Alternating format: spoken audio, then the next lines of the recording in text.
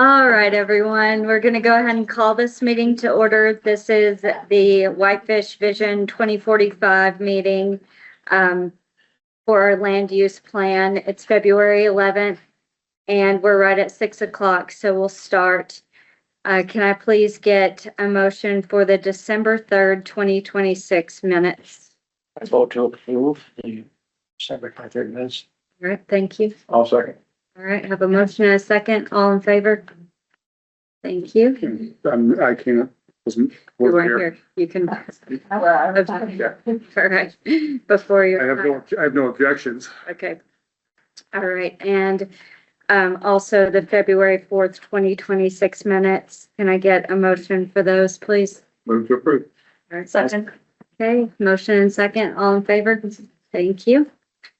All right, and just one quick announcement before we begin. Scott Worcester will be with us. He's at the Lakeshore Committee meeting and they're electing officers and beginning things tonight, so he'll be here a little late, hopefully.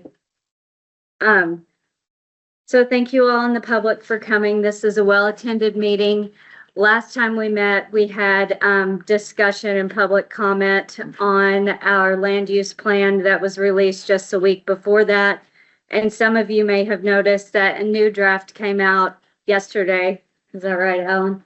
Yes. So a few things were changed from page 27 on. Last time we tried to kind of curtail public comment, keep it a little shorter. But since it was noticed that there would be public comment at this meeting as well, we'll accept public comment from new commenters.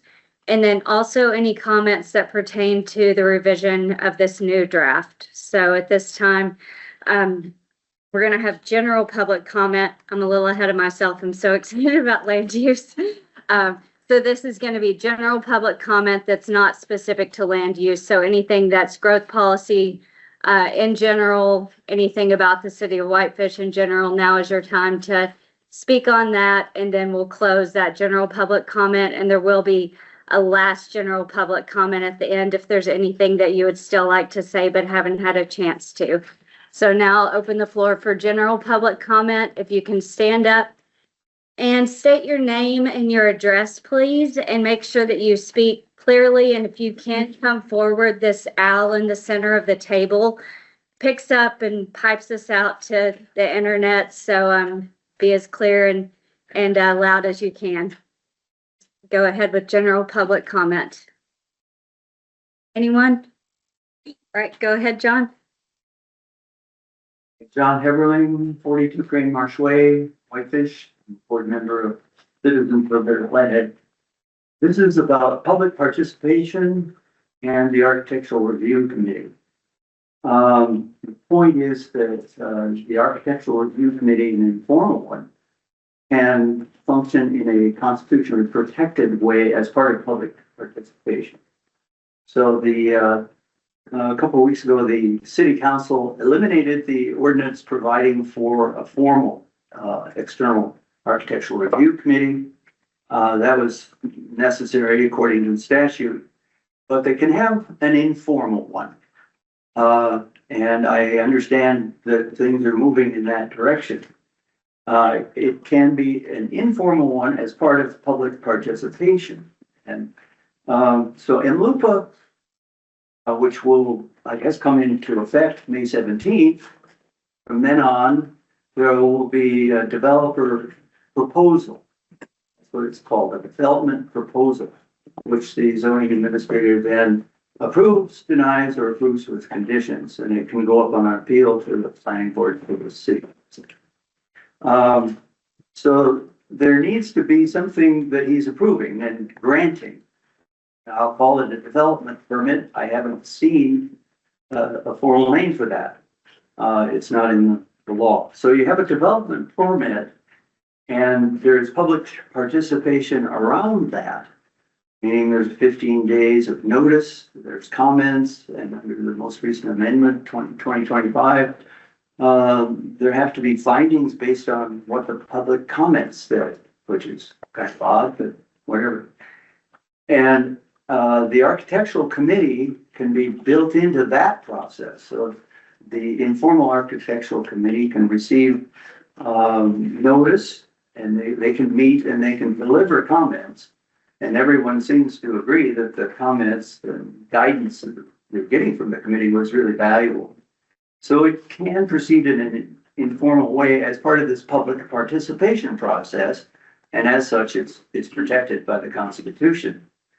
One other thing is that MLUPA, I think the biggest hole in MLUPA is that it doesn't provide for a public hearing on this development permit.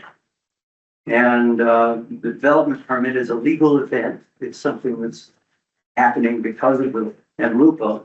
And whenever you have a legal event, there's supposed to be public participation. And MLUPA actually calls for continuous public participation. So there should be a public hearing. And I think there should be a city ordinance created to provide one. Otherwise, it's a pretty easy lawsuit to require a public hearing and reverse whatever happened. And I noted in the Flathead Beacon that this came up at the Kalispell City Council meeting. They're concerned about lack of public hearing at this point as well, which I thought was quite interesting. So my point is that the Architectural Review Committee, the informal one, can be protected by this process because it's public comment. Thank you. Thank you, John. Further general public comment? All right, I saw you first and then we'll go to you in the back next. As long as you project your voice. Thank you. My name is Jocelyn Escobar. I live on 246 3rd Street West here in Whitefish. I am a fifth generation Montanan and I work in Whitefish in Whitefish, Montana. I've been looking at Shelter Whitefish's concern over the growth plan. I too am worried about the current development plans for our local lands. Everywhere I turn, this land is being developed by big corporations and outside interests. Because they are the only ones that have the funding and tolerance to risk making it through entitlements. The result is growth that caters increasingly to wealth and affluence, while long-time residents and local voices are pushed aside. The current drafts are focusing on profit and influence, whereas it is violating the land and harming the people who reside and work here year-round. The consequences of that shift are felt most clearly by the people who keep Whitefish running. In the last meeting, the statistics showed that around 70% of workers commute into Whitefish, with people pouring coffee, waiting tables, teaching in classrooms, maintaining trails, and staffing small businesses are the backbone of this town, yet many of them are unsure how long they can afford to stay. The safety and walkability of Whitefish's downtown and surrounding neighborhoods are deeply treasured, but many other Montanan cities and towns, it is not as welcoming, vibrant, and lively. During my time working as a seasonal employee in Glacier National Park, I met many people who chose to move here permanently and build away. However, the way that housing is currently structured, with an emphasis on single-use development and limited affordable options, does not provide enough attainable housing for the workforce that sustains this town. In my case, one person who has multiple properties where people of different interests and walks of life are housed together on the whim of one landlord off the internet and are overcharged for a home that is not taken care of or maintained, causing unsafe living conditions and capitalizing down on the working class.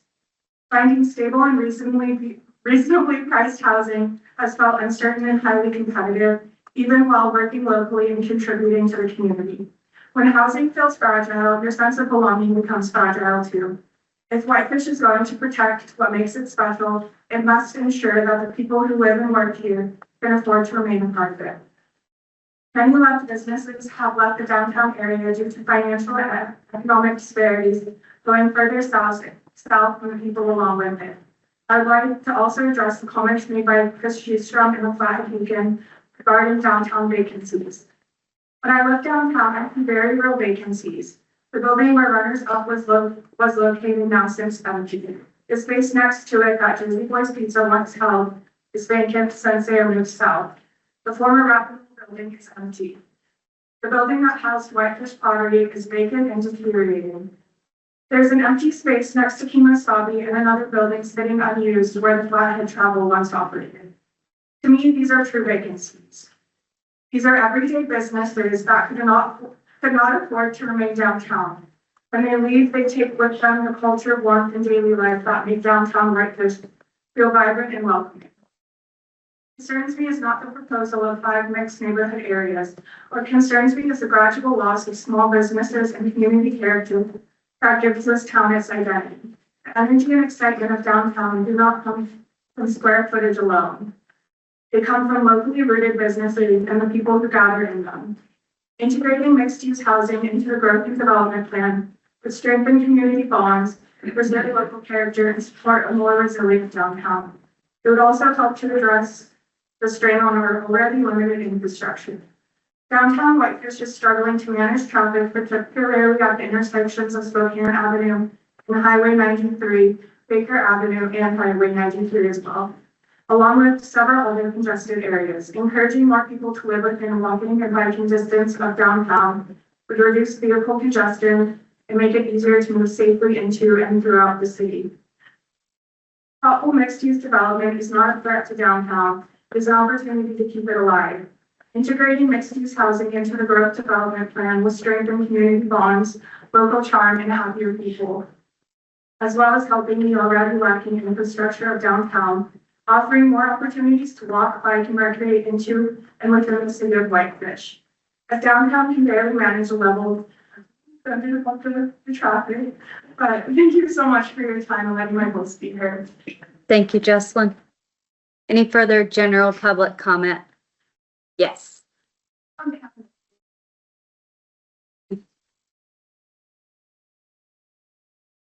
Sarah Watkins, 143 Old Morris Trail. I've lived here 48 years and I'm shocked I don't know more of you on this council. I submitted paperwork and I believe it is the Is this general line? general. It's general. Am Okay. I supposed to talk now? Well, so we have our, sorry, I don't want to cut you off, but we have our land use specific, and I know that, well, we're going to have a presentation from the consultants that have just revamped. So I just want you to go when it comes right before we have our discussion. Gotcha. The last one was pretty land use specific as well. So, if there's general, we'll take it now, and otherwise you can be the first in the actual land use. We can do that, Cheryl. A time guess? Yes. I do not know how long our consultants are gonna speak. Right now it's 6:16, so probably about 20 minutes from now. All right, thank you so much. And we definitely have your written comments as well. All right, any further general public comment that aren't land use specific? All right, thank you guys for all being here. We will go ahead now and switch into item E on our agenda, which is the land use element discussion. And first on that, we'll have a presentation. Our consultant CZB, who are here at the last meeting, for those of you who are here, they really listened and have taken comment. And so that's why we had a new draft come out with a few additions. I think from page 27 onward, there were some things added. So we'll let them speak and then have a short period for the commission to ask questions of them. And then we'll receive new public comment from you guys. Just let me know when to change, comments, and I can hear. I will do so. Yeah, thanks, Alan.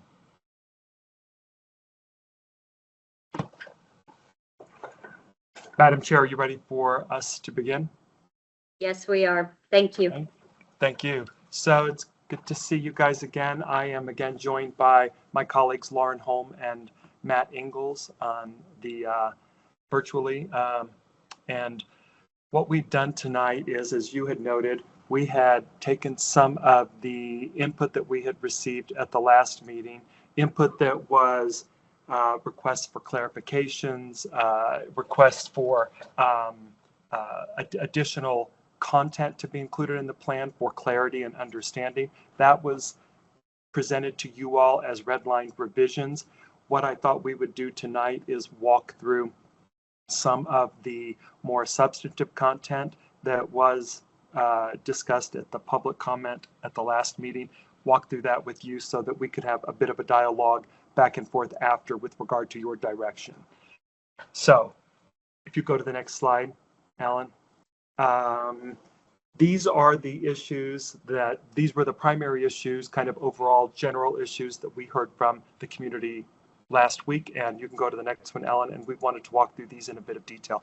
So there was some discussion, and we thought there may have been some confusion. The term mixed use was used as a place type at the last meeting. We wanted to confirm that it is not a mixed use designation. It's a mixed neighborhood designation that does allow for, some small local restaurants or coffee shop or similar to be utilized in that place type designation. But overall, the mixed neighborhood is really intended to allow for a variety of residential housing types, ranging from single family to duplexes to townhomes to small multifamily. It is an opportunity for probably you could almost think of it almost like a PUD. It allows a significant amount of flexibility on the property, but plus or minus 90% of the development would be residential. So we wanted to make sure that we clarified that. You can go to the next slide, Alan. So along that line, with regard to mixed neighborhood, there are 4 locations that are designated for mixed neighborhood in the community. So one is at Wisconsin Avenue and Denver Street. This is an existing mixed neighborhood that has a mix of housing types, including the Colorado Village Apartments, the Cantina, the Bonsai Brewing, Montana Tap House, among others. And that is the northernmost circle that you see on the map to the right. The second one is just below that, and it's the Wisconsin Avenue and Woodland Place location. This is also a mixed neighborhood that includes the Aspen 110 apartments, some local commercial uses, including Mudman Burgers, the Piggyback Barbecue, commercial establishment, among others. So those are 2 existing mixed neighborhood types. The third one down is the area near Columbia Avenue and 13th Street East. And so this is kind of behind I think I said Whitefish Animal Shelter. I think it's the Whitefish Vet Clinic, and it's adjacent to the Whitefish River. This is an opportunity for infill housing, a mixed neighborhood typology with easy connectivity to US 93 and or Columbia Avenue. So this is a new mixed neighborhood place type location. It's not an existing developed mixed neighborhood is what I should say. And then the fourth one down is the larger one. This one's on the west side of US 93, just south of Park No Lane. It's also an undeveloped site that has currently has mixed zoning designations, including commercial WB2 along US 93. But it is also an area that has an opportunity for mixed neighborhood, mixed type housing. So these were the 4 locations. These are the only 4 locations that were designated as mixed neighborhood. We wanted to make sure that that was clear on the place type map. We know that some of the colors were a little bit hard to see, so we're sorry about that. We did try to clean that up in the updated map, but we did want to make sure that we clearly identified those on this map. If you go to the next one, Alan. There was one neighborhood center proposed as part of the place type map. Keep in mind, neighborhood centers, they're compact walkable districts. They're a little bit more intense than the mixed neighborhood typology. They're also, they also have the capacity for some neighborhood serving retail. Again, maybe some restaurants, a cafe, small civic spaces, tend to be up to maybe 4 stories tall. They are a little bit more dense than we would envision in the mixed neighborhood. You can see that we've only got one neighborhood center proposed. It's that hatched area on the right, which is essentially the mall and the area north of the mall where the old hospital was demolished. Right now, this area is currently zoned WB2 secondary business, which already allows grocery stores, theaters, bowling alleys, restaurants, financial institutions, etc. So in this particular area, from a zoning perspective, it's not an upzoning in any manner. It really is an opportunity to provide mixed use and increase the opportunities for residents to be locating next to maybe some of these small scale commercial. If you go to the next one, Alan. For the neighborhood center, we also did include in the plan a recommendation that there should be potentially some limitations on the development footprint. We have concerns as well about, the competitive nature of downtown. We think that that is very important. What you all have done with the downtown is quite an incredible feat, and we want to protect it as well. So the recommendation would be that for a neighborhood center, that no more than 20% of the development footprint, the total square footage, be occupied by commercial uses, and that an individual commercial use would not exceed 3,500 square feet of leasable floor area. We also included some recommendations, which could be thought of as limitations, for what could locate in a neighborhood center. So the items such as a non-franchise restaurant, a laundromat, farm stand, bike shop, etc. So you can incorporate these kinds of standards in the zoning designation to provide that protection for downtown. It's also worth reiterating that just because a restaurant or maybe some of these small retail are allowed, the market would have to find that location is ideal to locate there, because just because it's zoned there doesn't mean it will materialize. The hope is that neighborhood services would materialize, but it's not a guarantee. Hopefully with the right density, the additive density in this location, you would see some need and desire and market demand for that kind of restaurant or cafe. You can go to the next one, Ellen. We wanted to make sure that you understood the community input that we received relative to locations B and C. Location B, just for clarification, is on the south side of town. That was the one designated for mixed neighborhood. The community input recommended mixed neighborhood for that location down there. And then location C, again, is where we designated it as neighborhood center. That was the mall and then the area north of the mall. You could see that a majority recommended neighborhood center or mixed neighborhood for that location as well. So the public did generally support the idea of small neighborhood serving mixed uses in these areas. Again, the neighborhood center would be slightly more oriented toward that, but the mixed neighborhood would allow for it if the market were there. That's the recommendation. You can go to the next one, Alan. There was the presentation by Crandall Arambula last week was helpful. It was informative. We appreciate that presentation, but we disagree with the fundamental premise that was based on. It was really geared toward a polycentric approach to community planning, and that would really be aimed at a larger community. For a smaller community, we don't think that that's applicable. The kinds of development in terms of mixed uses that we're proposing are very, very different. We've outlined a few here. I'll go through them rather quickly, but the downtown market serves a very different clientele than what a neighborhood center. Downtown certainly services the community, the region, and visitors as well. A neighborhood center would primarily function as a center, as a commercial opportunity for day-to-day needs for the local residents in that area. The benefit of a neighborhood commercial center is that it can supply the kind of workforce housing, the kind of mixed housing that would service potentially workforce housing, maybe affordable housing, mid-market housing, which really is the kind of housing that would be necessary to provide residential opportunities for those who actually work in the downtown and or other areas in the community. The scale is intentionally too small to undermine downtown. The scale for a neighborhood center is intentionally designed to be a commercial development that would serve the nearby neighborhood, not necessarily something that somebody from a visitor's perspective or somebody from out of town would necessarily frequent. Again, coffee shop, bike repair, etc., is intended to be used for those in the nearby vicinity. The opportunity to reduce traffic, certainly mixing uses can reduce the number of vehicle trips. That's a benefit to the community. It's a benefit to the downtown as people come up 93, specifically on a busy tourism or ski day.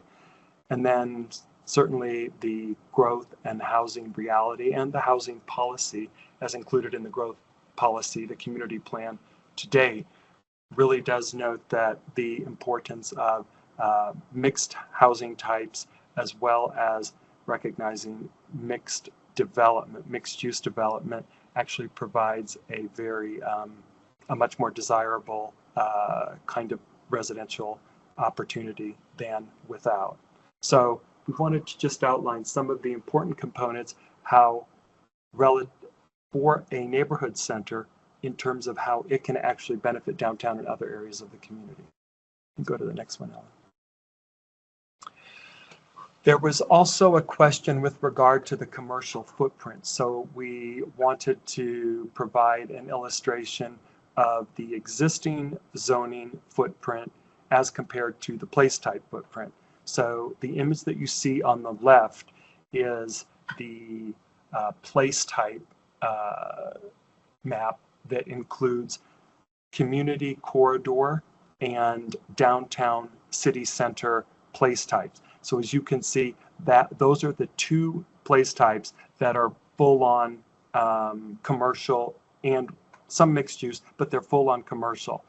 Those are on the left. As you look to the right, we've superimposed the existing commercial zoning designations on there, the WB1, the WB2, the WB3, and the WB PUDs. You can see that on the right-hand side, that they're roughly aligned in terms of strict commercial development with regard to strict commercial place types are pretty well aligned. There might be a few deviations. I'll go through that in just a second. Most of that has to do with parcel size. If you go to the next one, Alan, we did, in fairness, want to add the neighborhood center as well as the 4 mixed neighborhood place types. You can see those on the left. They actually add those, the 2 areas to the north of town, as well as the area to the very south, kind of southwest of town, and the slightly darker area right up there around the mall and the hospital site. We also superimposed the zoning, the same zoning footprint on the right-hand side, and you can see it's still pretty close, but there are a couple of areas, specifically that property on the south end of town, south of Park Knoll Lane, west of US 93, that's a little larger.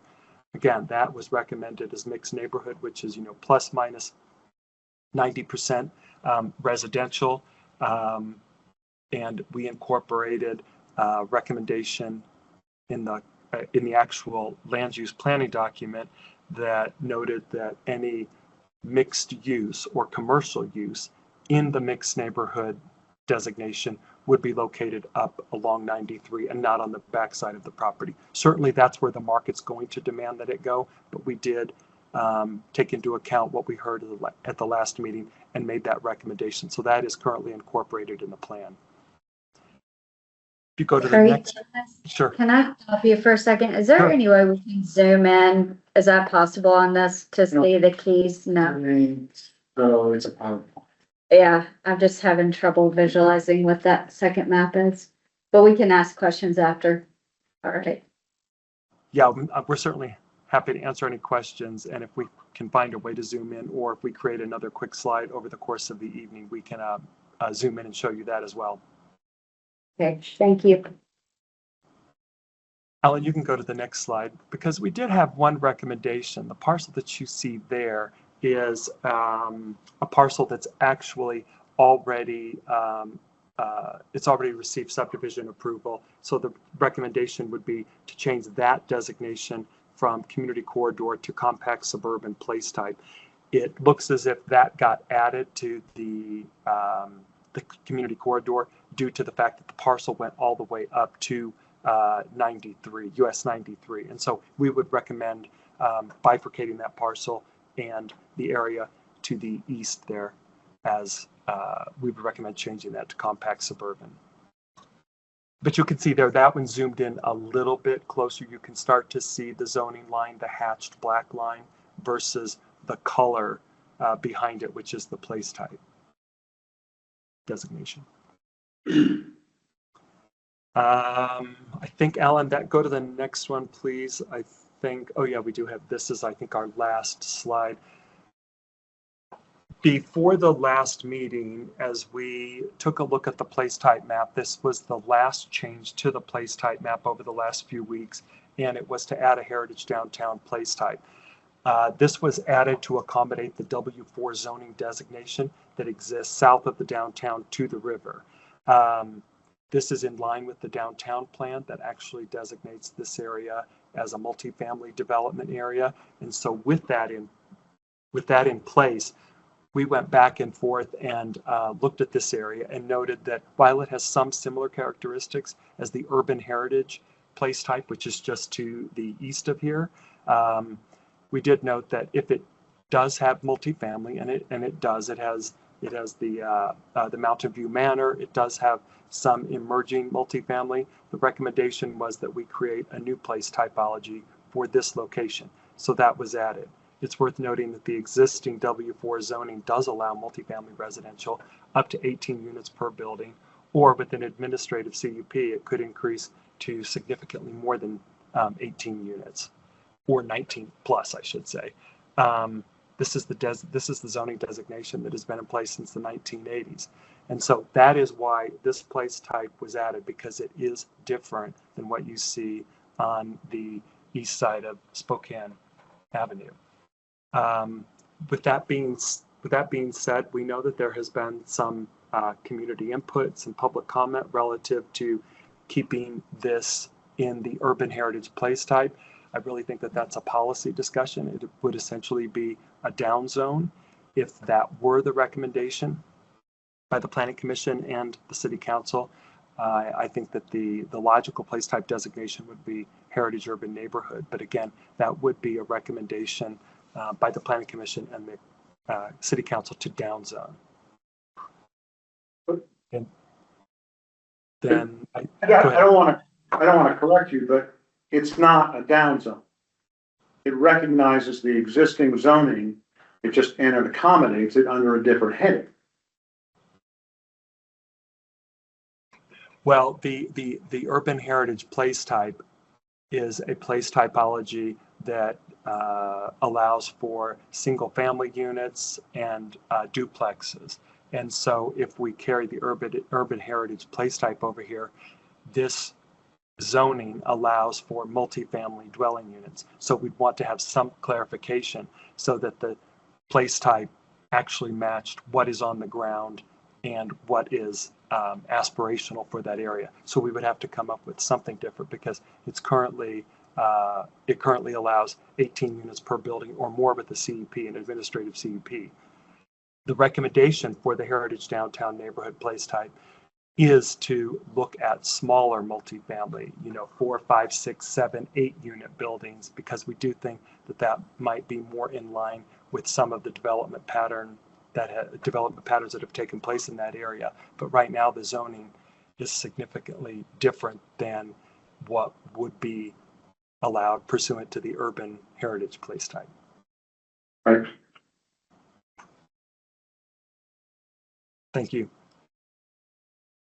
Alan, I think that might be the last slide. As I said, we tried to address the primary issues and concerns that we had heard from the public, but we're happy to answer specific questions. We know that you have seen the red lines in the draft document. We also have some additional backup support slides if you wanted to look at certain place types or zoom into certain areas. We have that ability as well. So we are here to answer questions and or take public comment. Thank you, Thomas. The commission, go ahead with questions for Thomas. Anybody have some? Go ahead. Mike? Not sure if I want to know. Marty, are you ready? Yeah, I have a question on, I think it was another new section that was added, and you might even have it on a slide already. It's like this table that's on page 46, the general relationship between the place types and zoning districts. And I'm wondering if you could talk a little bit more about that. I found that I was a little bit confused looking at this table, because some of the verbiage that I saw in the place types, I didn't necessarily see reflected in the zones that are selected. I can be more specific about that if helpful, or you can just go for it.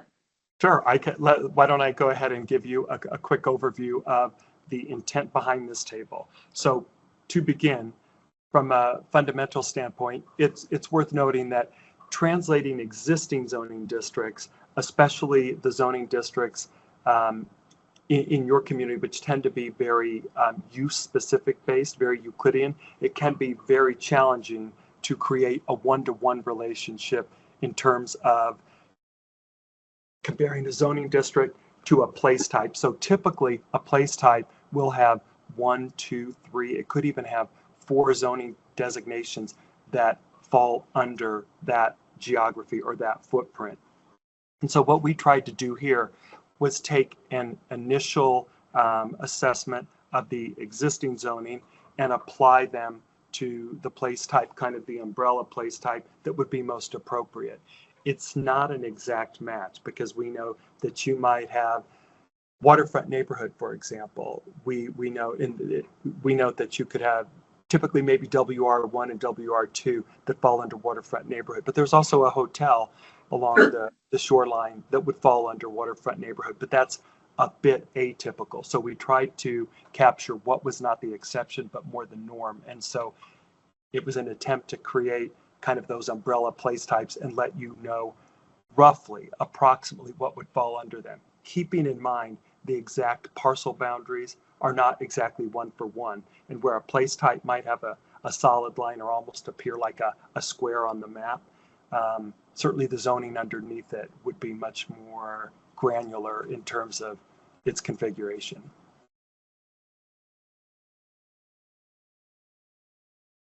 Did that help? I think so. Yeah, I guess maybe I was just like a little bit caught up on the like one-to-one of what was said in the writing versus like what was selected here. But I think maybe your clarification that you're just trying to capture what's the norm in these zones is helpful. As Good. a And again, keep in mind, place types really are looking at character more than just use, which is really primarily what zoning districts look at.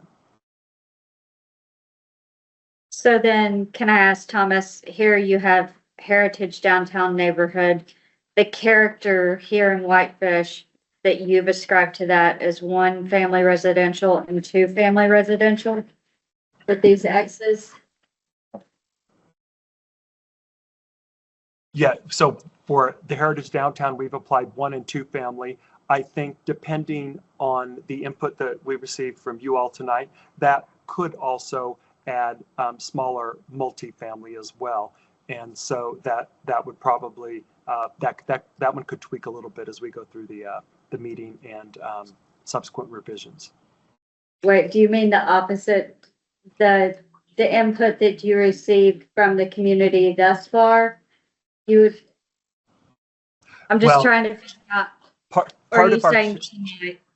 part of our challenges right now, we would see the Heritage Downtown Neighborhood as accommodating maybe up to 8 units per structure, right? Right now, you don't have a zoning designation that would accommodate that because you have the WR4, which is high density multifamily that goes up to 18 units per structure. So we would recommend creating a new zoning designation that would address the Heritage Downtown Neighborhood place type and accommodate maybe a 4-plex or a 6-plex or something like that. But right now, there is no comparable zoning designation in the community. Okay. And then, can you zoom in on those top, because I had a really hard time in the PDF reading the, I think it's neighborhood center that I could never read. Yeah. Okay. Still, thank you. Yeah, it's still Just a big blur. just a big blur, like somebody licked it. Damn it, Alan, which one are you? All I right. do have a dog. So Thomas, this is my kind, as an example of trying to match the current zoning, the hot button topic of mixed neighborhood. You have a WR3 and a WR4 housing, those are residential districts. Is it because this mixed neighborhood would predominantly be a residential neighborhood with a very small percentage of commercial? Is that why you just use the two residential zoning districts? That is correct. That is correct. And actually, just for clarification, I think we made a mistake. We would also put those two to the right for neighborhood center as well, but also include the limited business. But just to answer your question. Okay, thank you. Thanks.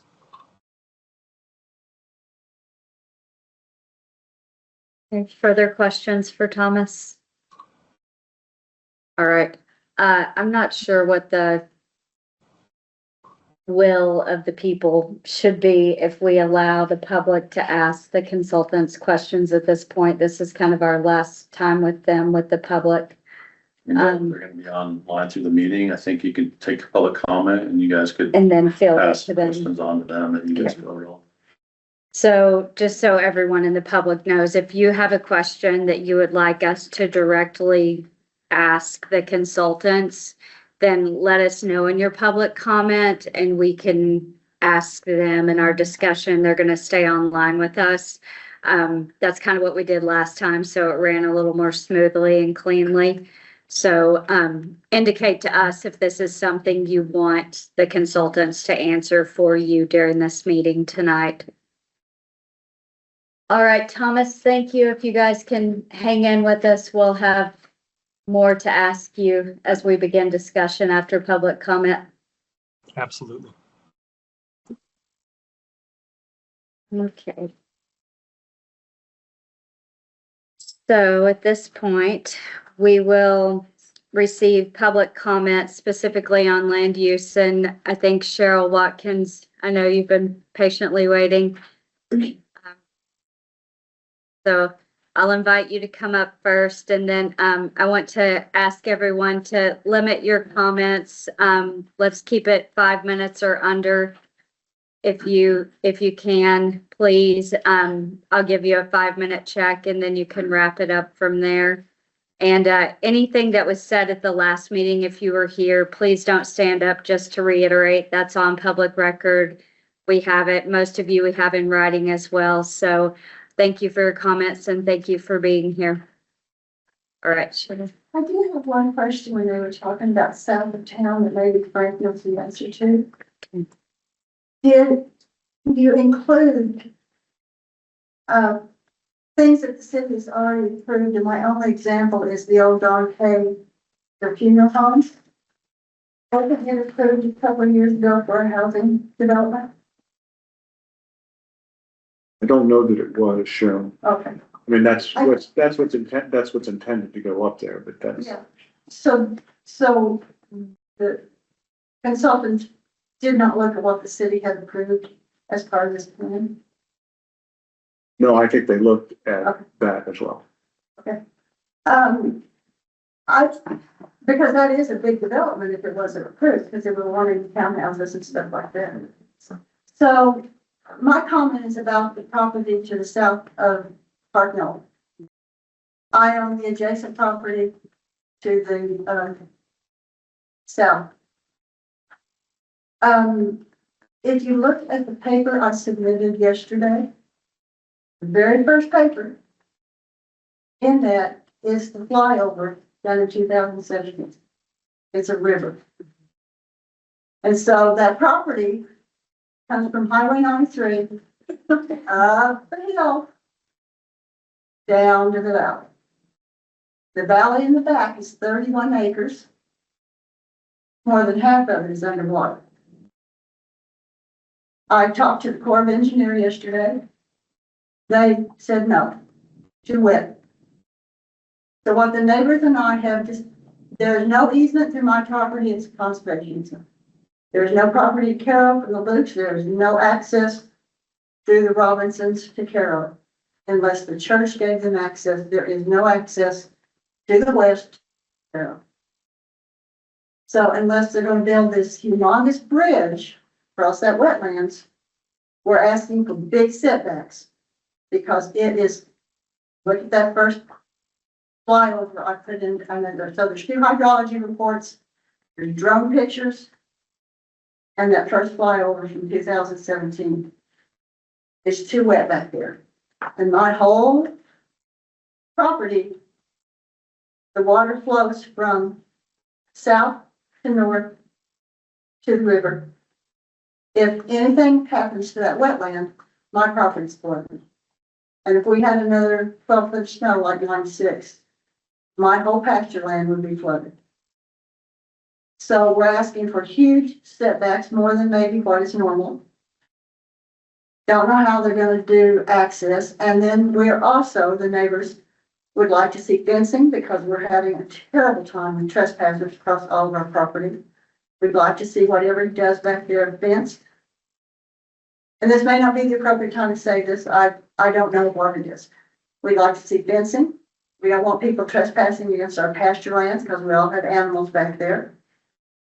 And the Lukes would like to see as little housing as possible, big lots, single homes, which I would like too. I don't want thousands of people over there, potentially, whatever happens.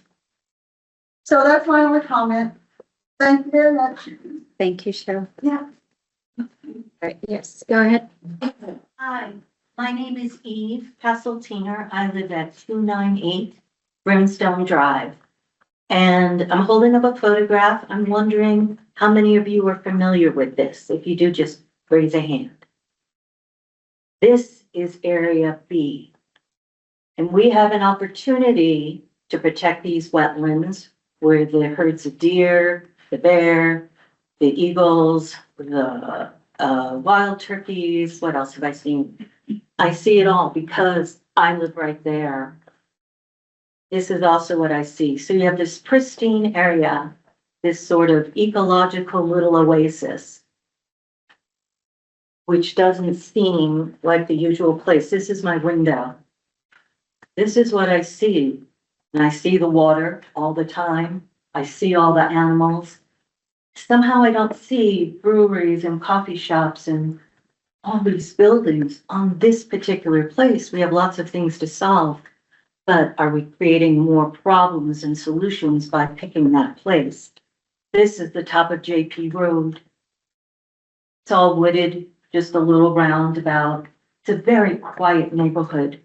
You see old people, you see babies, you see some dogs, and you see nobody really. Incredibly quiet. This is some building that's going on just down the road from us, about 1/10 of a mile, with about 210 new units. There's going to be all this new traffic coming in, which we haven't even absorbed yet. So there's a lot of issues at stake. I know we don't have a lot of time, but sometimes I feel like a visual. When you just look at a piece of paper and you draw a little X, you think, okay, this little box. But this little box is this. We don't have a lot of this. Plus the safety. Where are all these animals going to go? We already have issues in our roads because we keep taking over their habitat, which then causes safety issues for us. If we have a whole lot of traffic, that causes more safety issues. I've lived in cities, the biggest in the world. I've lived in the smallest rural towns, Moab, Utah, came here in '87. I've seen it all. So I'm not just speaking lightly about what it is to protect a place like this and really think about how to use it. And also, a downtown is vital. We have a lot of coffee shops. We're pretty good with coffee shops in this town, and they're all very good. But I don't want everyone to have to come to my house and help mop up when the floods come to my house. There's a lot of water already around my house. I also want some quiet spaces. I don't know how to say more to help you understand that some plots of land are more suited than others to some of these ideas. And maybe one neighborhood or two neighborhoods like Park Knoll and Great Northern don't have to bear such a brunt. It is a dramatic change that may not really solve the problems we're trying to solve. So I'll get copies made if people want them, or you're welcome to pass them around. But I thought sometimes we have no picture, or we've never been to the place, and we don't really know which place we're talking about, and is it the best place for that? Thank you very much. Thank you, Eve. And I happen to be an audiobook narrator. I like having quiet so I can go. Thank you. Next, public comment, Ms. Patty. My name is Pat Luttrell. I live at 418 Leper Avenue. Moved here in 1975. And from 1975 till 1994, I lived at 427 Leper Avenue. Moved away to Lake property for a while. And in 2004, after losing my husband, I bought a house directly across from that property at 418 Leper. It was a house that was a railroad man's house. He raised 7 boys there, Johnson boys. Mark Johnson was the mayor of Kalispell that was raised there. He mowed my lawn. The whole story. It's a small neighborhood, and it's a neighborhood that still has the same people in it when I move back, which is a wonderful feeling after you lose a partner. So I would walk the streets going into town to do errands after I bought the house, and I would stop and visit with Rita McDowell, who lived at 332 Leper Avenue. She had 3 lots there. And she'd be sitting on the front porch, and so we chat, and I'd continue walking. And one day she stopped me and she said, Pat, there's a realtor developer bothering me about selling my property so he can make a fourplex in this area. She had 3 lots. And she said, I'm not comfortable with that because we have nice houses here. It's old railroad houses that people have kept up, remodeled, kept their yards up, and it's a lovely neighborhood. And so she was stewing about that. I stewed about it for a couple of weeks, and I approached her and said, Rita, if you will finance, I will buy the property and you can stay in the house as long as you want. So we made the agreement, but then she ended up pretty shortly afterwards in the facility, and I ended up going to the bank and ended up having that house, which I rent out for $800 a month to keep it low, keep it affordable. In 2016, I picked up the house that I bought at 418 Leper and put it on the 2 lots adjacent after having it resurveyed. I lived in that house till 2018 when I moved into a single-story house, since I'm getting old and need people to maybe take care of me down the road. And so moved that house there and then sold that to basically pay for the new house I built. If this neighborhood changes a lot, we're just 2 blocks from downtown, 2 blocks. We don't need another little restaurant in that because it's Chow Mambo's is down the street, Bildy's down the street. I mean, it's 2 blocks to get to any place you want. It's not like we need another little community center that has restaurants and coffee shops and stuff like that, because we're that close to it already. The town center, and if we have empty buildings in town, maybe we should look at trying to fill those first. Thank you. Thank you, Pat. Yes. Hello, my name is Adam D. I live at 1025 Red Lark Lane. I also live at 55 Hospital Avenue, and I was born and raised in Hospital. I just want to open by saying I've seen the changes in this valley and Whitefish in particular, and I think it's important to understand that we've lost a lot of the character that defined Whitefish as a working class community. And the only way to restore and enhance that character is to move away from exclusionary, preventative preservation and towards a plan that accommodates housing for local workers. Restore and enhance the character of Whitefish for all. I like that community neighborhood that was talked about in the planning. I like the idea of if we have neighborhoods around downtown that have easy walking access, easy bike access, those may not need to be mixed use, but just mentioned. But affordable housing is really the key and important component here. Bring that local workforce back into our community. I want to urge the planning commission to reject the Heart of Whitefish's lobbying attempt. One, because the approach is counter to the process of public comment, and that money is equating to influence. Second, downtown Whitefish is the heart of commerce. I think that it attracts tourists and business, and it doesn't need protected in that regard. It's the base of Whitefish everywhere you go. The mixed use is very important though for those neighborhoods outside to bring back the walkability, the bikeability that is what Whitefish is founded on.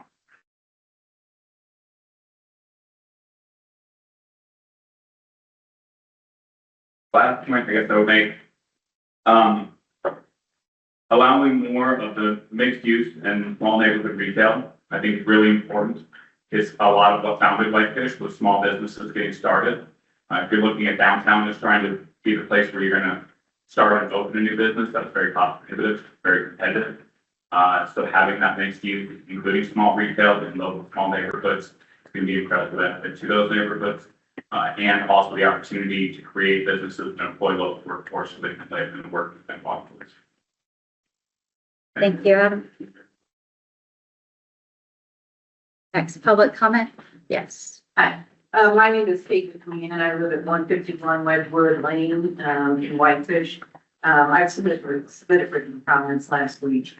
My background is I'm retired right now, but prior to that, I was working city planning for 40 years, and I've written multiple zoning ordinances and have all worked on over 20 growth policies throughout the state of Montana, plus comprehensive plans in other states.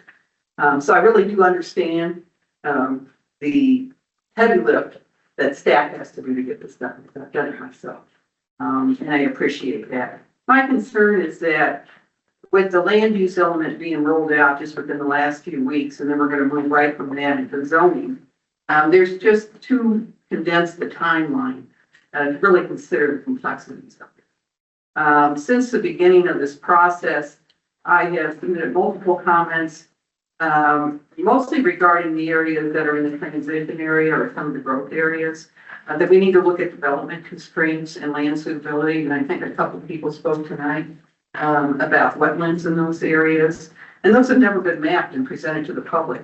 There's other, soil constraints, high groundwater, things that should be considered before we develop these lands on the outskirts. And when we did the process of putting the dots on the map and drawing where these would go, I asked, shouldn't we know what the entitlements are, whether the planning has been done, what some of the environmental constraints are here? And was told, oh, we'll get to that, we'll get to that. And we have the final copy, and those are still not in there. Required maps by the MCA and LUPA that require that wetlands be mapped as part of this process are not included in this document. There is an objective that says we will do it, but it should be done before, and that should be considered. As I listen to the comments tonight, and I hear a lot of opposing comments regarding mixed use and everything, I think there's just not really enough time to digest all that. Where I think most of the concern is around the heritage neighborhoods surrounding downtown. And what I would like to propose is for the planning board maybe to consider a solution, because I know there is a time constraint to this. May 16th was the deadline set in Malupa. I believe there's some funding that's tied to that as well. But Malupa does allow for the planning board or the city to create special area plans. So maybe for some of these areas where there might be some environmental issues that we haven't considered, or maybe in the heritage area, we can carve those out and say, we want to do additional study on that.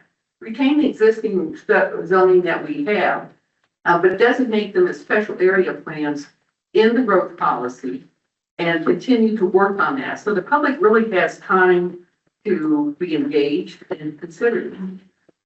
That's a possibility that you could put in there and it wouldn't slow your time down. And also, I just want to say, in regards to funding, I think it would be worthwhile. I know there's this deadline of May 16th, but if you read Malupa, there's no one. I don't think if you go into June 16th or July 16th, there's nothing in the MCA that provides any kind of enforcement. I think probably just there might be some development review implications, but that would require a lawsuit. And in regards to the funding, I don't believe the city has received the funding. I think that was passed through that the League of Cities is going to administer, but the actual funding has not even been released for the state yet because the current administration put a lot of those grants on hold and they're reviewing them. So that fund may not even be available by May 16th. And I think it's just worthwhile maybe for staff to follow up with the state and see if there's any flexibility in that May 16th deadline. I don't know if there is, but I think there might be. And it could be worthwhile to just ask, can we get an extension on this? And that might help maybe give everybody more opportunity to embrace this plan. But I would actually ask you to seriously consider the area plans, so that you can get some of that information that's required by MCA that's not currently in the document. And if you look at my written comments, I did put in what the maps were that were required, and I have not seen that addressed. I did that in the survey. Express that, I've just never seen that concern about development constraints addressed in any of the meetings. So thank you very much. Thank you, Kate. Further land use? Yes, go ahead. My name is Mark Wonka. I live at 422 Central Avenue. Here it says has half the people in. I'm a little confused with how we got designated since January from this historic urban neighborhood to a historic town. In light of what our community is, not for the area. We're small, a lot of small city things. And a good example of what happened not too long ago with the Baby Brothers at Fifth and Central. Being torn down, and it's there with a lot of the residents that have reinvestors and over there. This new designation for Southern Central Avenue doesn't seem to fit what the community had, especially in light of what's happened with SB 7 as a former member of the Architectural Review Committee, which is no longer going to have. We're into those protections that that offered in terms of aesthetics, in terms of materials, and we've kind of exposed ourselves for large commercial entities buying up these properties, pretty much 12 residences, up to 18 units, if I heard correctly, in this area. We're not really designed to do that. I'm concerned of what it could actually do to the last block that has a median down the middle of the street. I'm just concerned about where that's going. There's questions about why it was rezoned, how that's. Can you raise your voice just a little bit? We have a note taker. Yeah. Okay. Come on up. Yeah, you can come closer or talk more loudly. Is there a better place to stand? Yeah, this guy has to hear you. We don't hide too bad. Fading away a little bit. I know that. So the concern is why Southern Central Avenue is being designated as historic downtown versus historic urban. We just can't sustain much more as we've had a lot of growth already on Central Avenue. Losing a lot of parking, we've moved a lot of cars down to that area. We've exposed ourselves with the lack of a review committee to have people build very large units with very substandard materials. They're basically putting large structures in as cheaply as possible now. And there's nothing we can really do about it, short zoning. So we don't understand why it changed from an urban to a downtown designation in that specific area. And just wanted to raise the concerns that we might be exposed to doing more damage around it. Thank you, Mark. Thanks, Mark. Sorry about that. That's all right. And then a note also, I haven't heard this tonight, but sometimes you guys talk amongst yourselves and that makes it difficult for this to pick up and also difficult for our staff to hear. So if you do want to have a side conversation, we'll probably take a break at some point, or you can step out and get your thoughts in order before you come back in to speak, but try to keep sidebar conversations to a minimum. All right, next public comment on land use. Yes, in the back.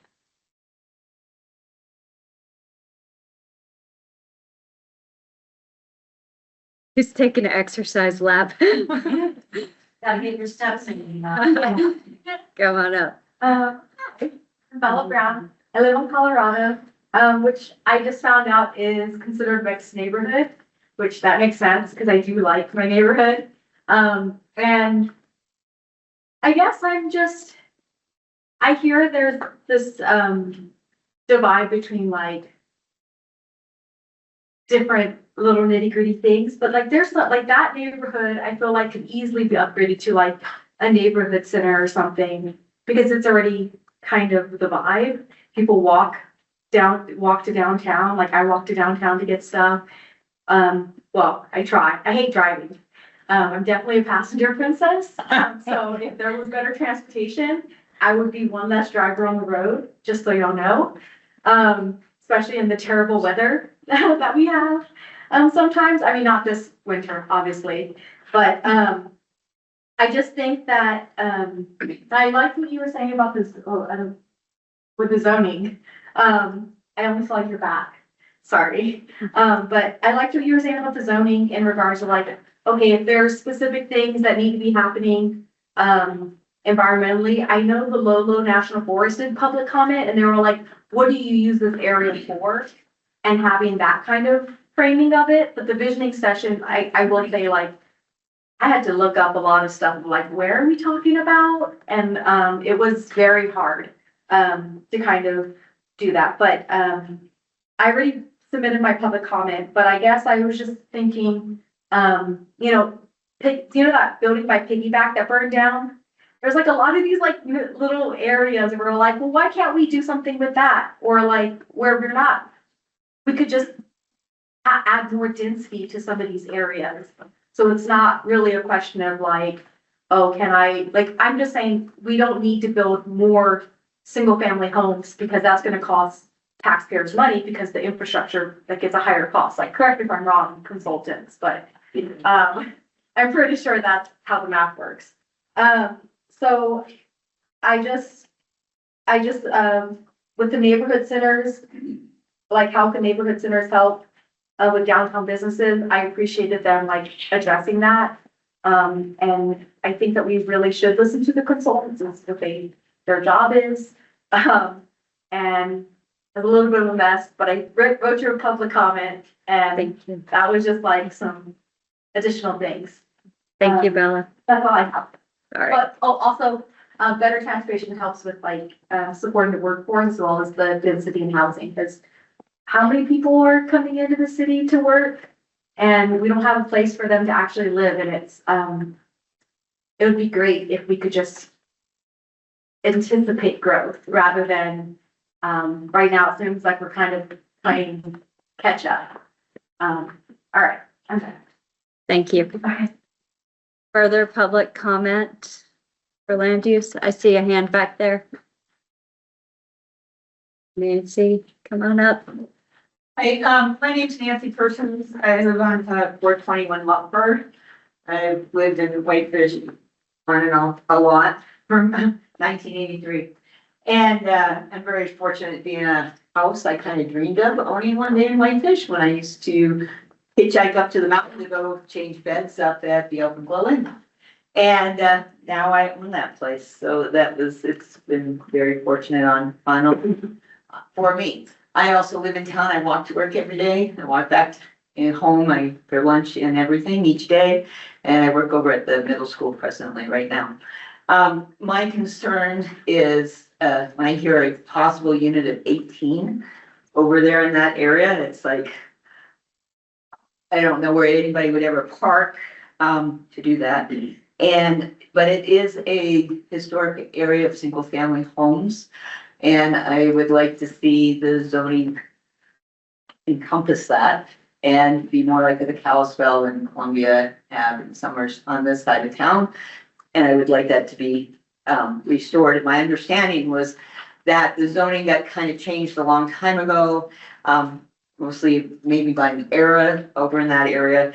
But, you know, it's a busy area in the summer with the Riverside Park, and parking over there is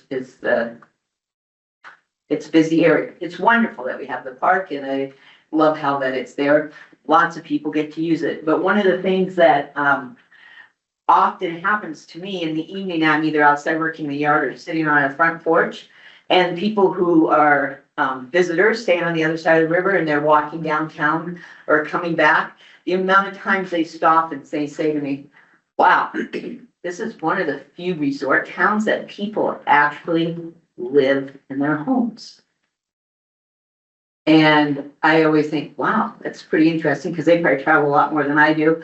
I heard of seeing that, but they feel like this is one of the, and they oftentimes they're always saying, this is one of the only communities we come to and we feel like it is a community. And, you know, like Patty was saying, we live really close to downtown. I can get to a coffee shop in 8 minutes on foot or by bike all the time. And I have lived in areas, bigger cities that have like smaller density, I don't want to say, like shops, that are smaller, but our downtown is struggling. We've got a lot of empty buildings and we don't have people in them. We don't have businesses in them. And I don't see the benefit of taking away from the downtown where we should be trying to build that downtown back up because we're empty buildings there. But at any rate, I would like to see that area over there remain as single family homes. I can't imagine putting big, huge density items in that particular, historically, that's what it's been. Just like that side of town has been, and the Central Ave as well. And I think it's something that really needs to be taken very serious look at and maintaining that type of housing and living environment. And plus just the impact on the river, having huge high density areas right next to it, I see it's a detriment as well. Thank you, Nancy. All right, further public comment on land use? Okay. Right. For sure. Yep. Thank you.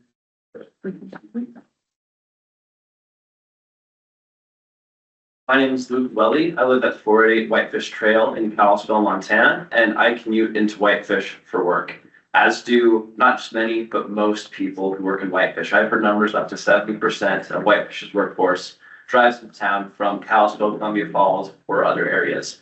And that's because we can't afford to live here, as you've heard many times over. And also, as what I've been hearing in this meeting tonight and seeing with my own eyes, is that it's not just people being pushed out, but businesses. That is why these lots and buildings are vacant downtown, is because the businesses themselves can't afford to be in these places. That's why Runner Up Sports moved to Columbia Falls. That's why Jersey Boys is now south of town. It's because the prices keep going up and it pushes away the people and the institutions that make Whitefish, Whitefish. And it prevents us from maintaining the community that we have had over these years, especially for us young people who want to become a part of it. But it's difficult for us when across the entire US, the average age of home buyers increased from 30 to 42 just in the past 15 or so years. So these are really concerns that me and a lot of people my age and even people outside my age range are really feeling in all aspects of life. In between working today and this meeting, I spent some time walking along the river trail, and I was thinking how wonderful it would be to have access to a place here in town where I could live, where I could bike or walk or take some sort of public transportation from that place to my workplace and back, and not have to worry about driving and have access to everything I want, have every building full. I've lived in places where businesses and high density housing that I've lived in is right next to walking paths, biking paths, and natural areas that have some degree of protections. I don't think anyone here is advocating for wetlands being bulldozed to have anything built on them. I of course think those should be protected, but all of this can exist in harmony. And I think that's really what we should be going for, so that everyone has the opportunity to be here in Whitefish, in the place that we have called home for all of our lives. I know I have called this place home for my entire life, and I would like to continue to do so. But frankly, the way things are going, I'm not sure that will be possible. So I really hope that through these discussions and deliberations that we can find a way to preserve in various ways, however we define it, the character of Whitefish and enhance it and do so in such a way that everyone can enjoy it, not just for businesses, not just for tourists, not just for local residents, not just for my demographic, but for everyone. Because this is a community, we should start taking care of each other and listening to each other and acting like a community. Thank you, guys. Thank you, Luke. All right, go ahead. My name is Michael Sherman. I'm here on behalf of my parents who have a house at 280 Brimstone, about 4 doors down from Eve. And their property backs up to proposed area B. And so my father just died on New Year's and my mother has dementia, so that's why I'm here. And I spend most of my time at that residence with my mom. Which I can't do it. I'm here to speak out against the development of the wetlands. Too many wetland areas have been developed in this county and in this country for that matter and elsewhere. If we don't preserve wetlands, we do so at our own peril because they're very ecologically important feature of the environment.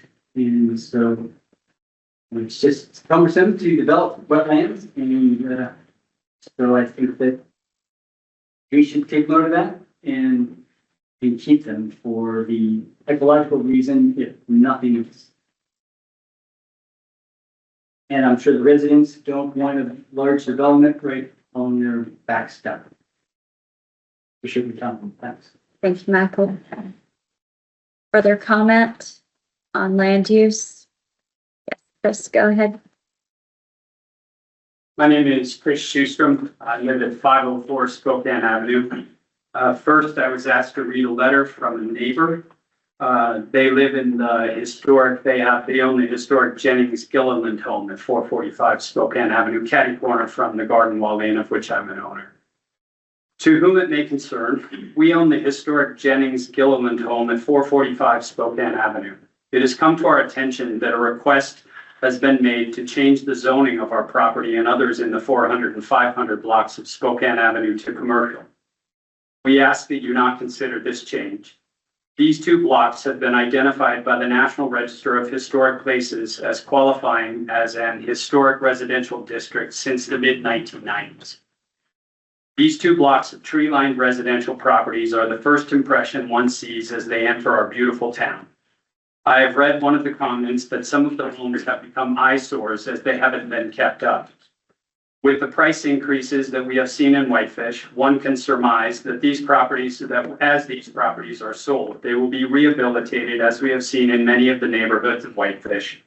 As you enter Whitefish heading north, you can see the dense commercial, some chain restaurants, gas stations, Starbucks, chain hotels, etc. Once past that, you know you are entering our beautiful little town of small century home buildings. I'd look a little shabby too if I were 100 years old. That have greeted visitors and locals for decades. Please read our letter to those present at the meeting. Think of 10 years from now, those little homes so loved in the past with the big trees, please don't cut down anymore, bought and furnished. Or the other scenario, chain hotels, fast food restaurants litter the insidious march of cheaply built commercial buildings. Thank you for your time and consideration. Sincerely, Vicki and Rich Vaught, 445 Spokane Avenue. They had sent that into the public record as well. And then I'm also Chris Schustrom, chair of the Heart Whitefish organization. And I'd like to make it perfectly clear to Thomas and Matt and Lauren and the commission that the Heart Whitefish has never advocated for a polycentric, multi-center approach to this growth policy. What we are arguing against is that approach, which is what is proposed in this land use plan. A neighborhood center, a mixed-use neighborhood, those are in direct conflict with the small town that Whitefish is. If you look at the neighborhood center property at Area C, it's 26 acres. That's almost exactly the same size as downtown Whitefish. So I'd ask that you keep that in mind. And thanks very much for your comment, or for my comment, your comment. Thanks for everything. Thank you, Chris. Thank you all for your comments. Quick addendum to my comment. Yes. In 2022, The Area B zoning change allowing development in the wetlands was thwarted, so for good reasons. So we hope that, that'll happen again.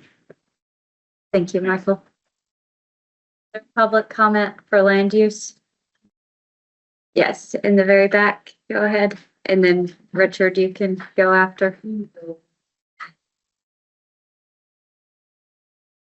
Hi, my name is Katie Bullock. I live off of Hodgson. I'm from Montana, but I've had the chance to live a few other places before coming home to be near my family. I've been really surprised to see the level of growth, especially in the last few years, and also especially without apparent infrastructure and policies to support sustainable and equitable development. I've been really shocked by policies that uphold car-centric tendencies and limit mixed uses while claiming to desire climate resiliency and equity. I've experienced this done in a better way. The last city I lived in managed to build and maintain urban spaces, open lands, and water access in a way that made them beautiful and accessible for people regardless of income. They did this by prioritizing public access and allowing mixed-use zoning. The downtown remained beautiful, but it was more functional. And more importantly, neighborhoods were able to support individuals that lived there. Small grocery stores, gyms, boutiques, restaurants, and coffee shops fostered walkability and the overall health of the communities. So I'd like to advocate strongly for this group to support mixed-use zoning while retaining public spaces and ecological spaces and invest in prioritize transit and walkability. I would love for Whitefish to become the resilient place it could be, creating equitable and accessible places for all. Thank you. Thank you, Katie. Richard, I saw you next.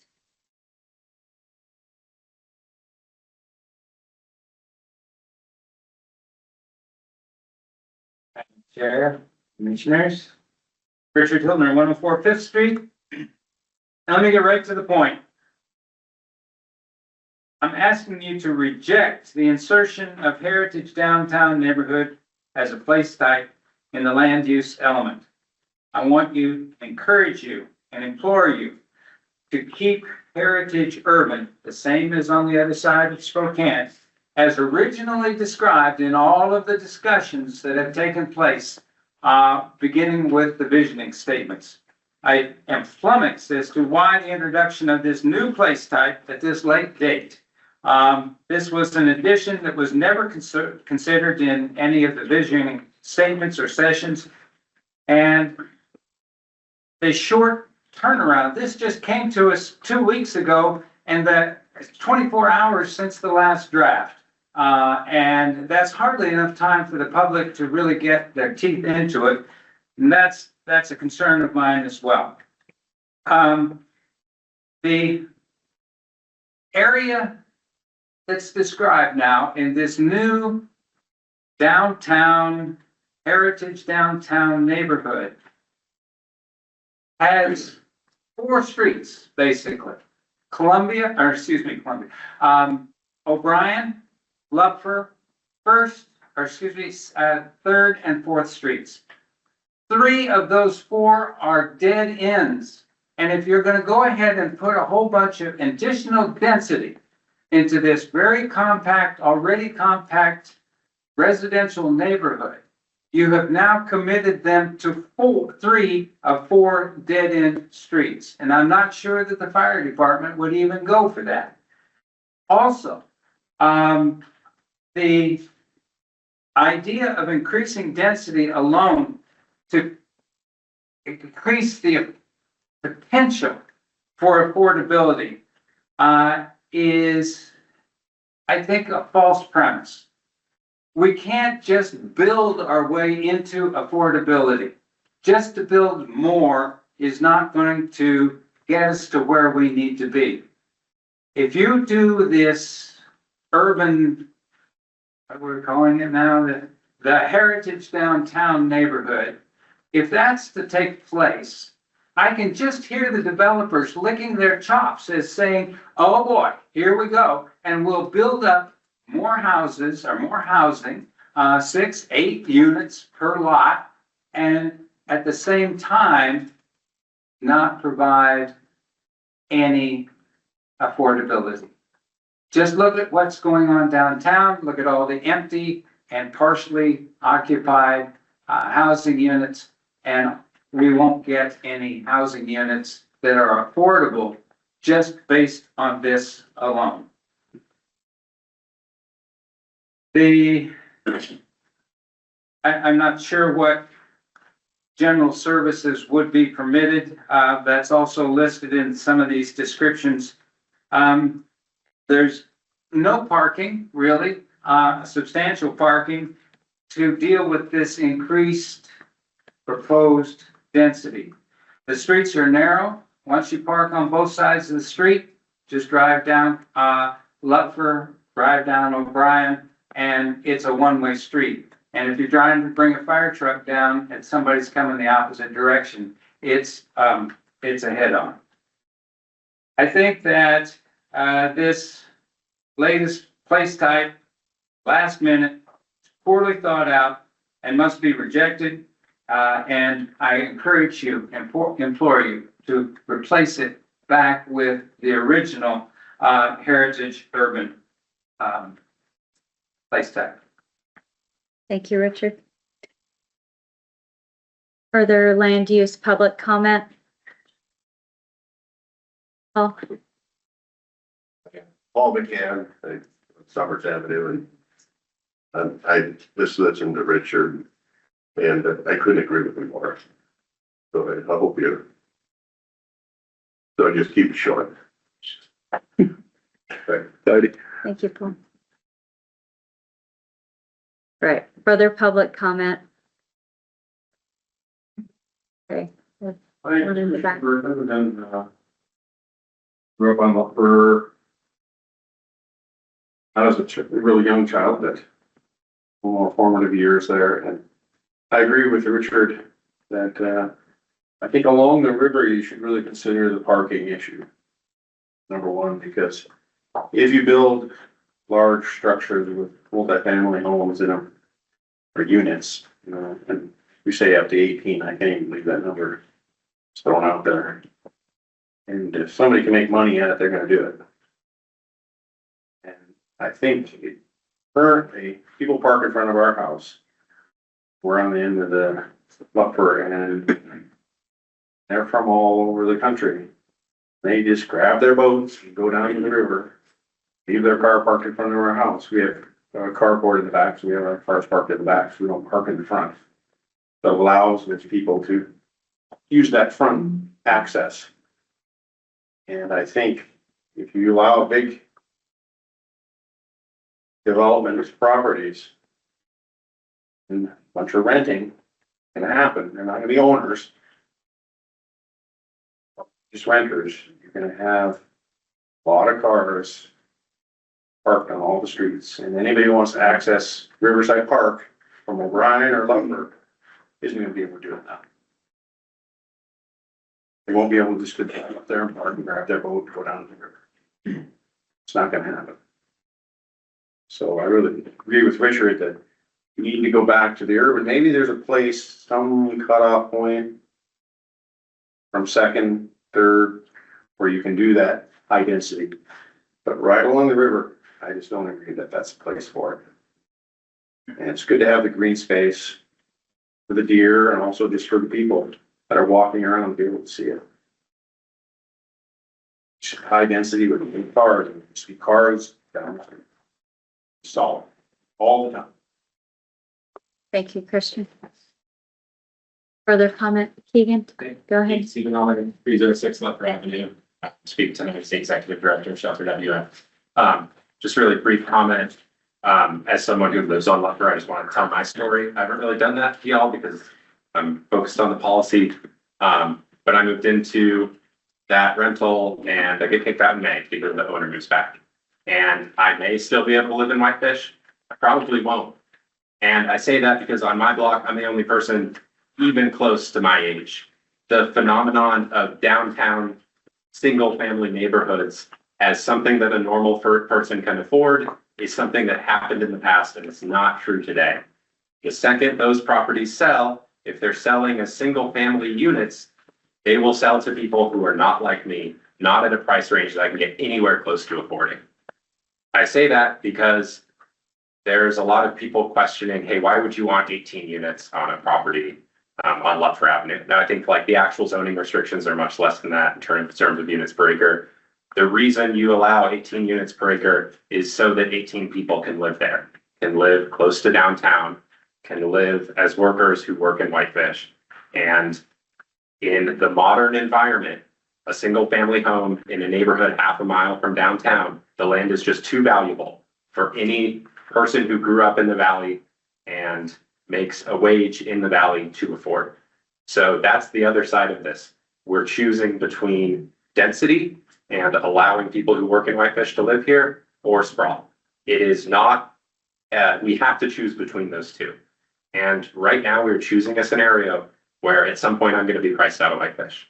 And that's the other side of this. Those voices aren't in the room tonight as much, but they matter just as much as existing residents. Thank you for your time. Thank you, Keegan. Further public comment for land use?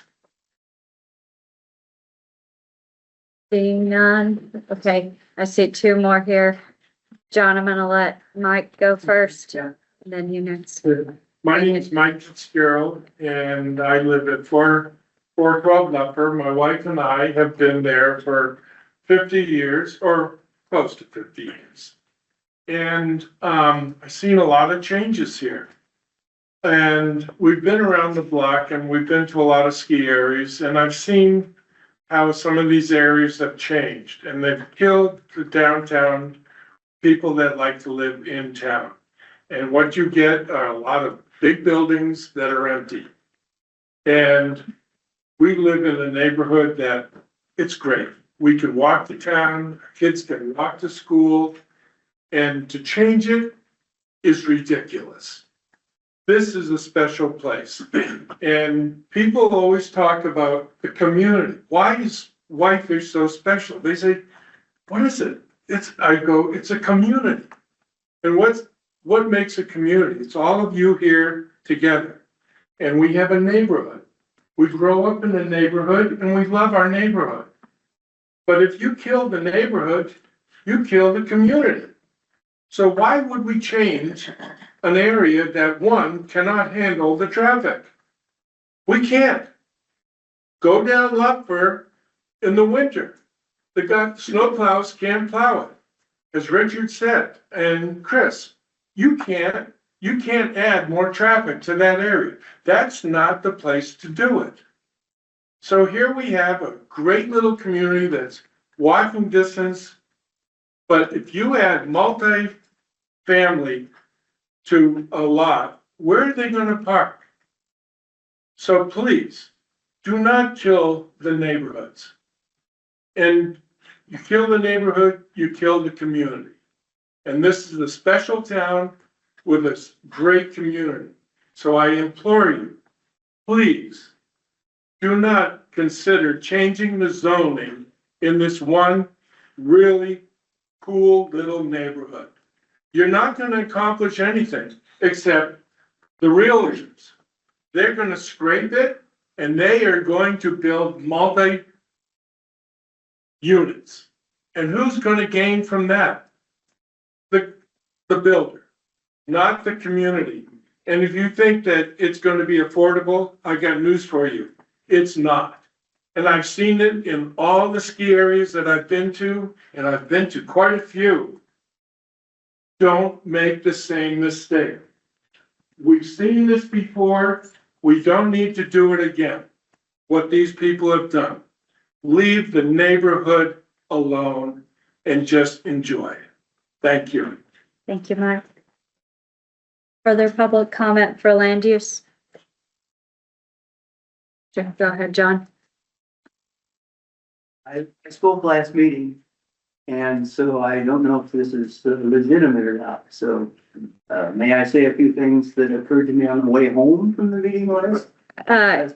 If you could make it pertain to something that was in the edits that they made. No, it isn't really about that. So, Okay. Okay, thank you. But you can say it in the general comment at the end if you'd like. I don't think I'll stay that long.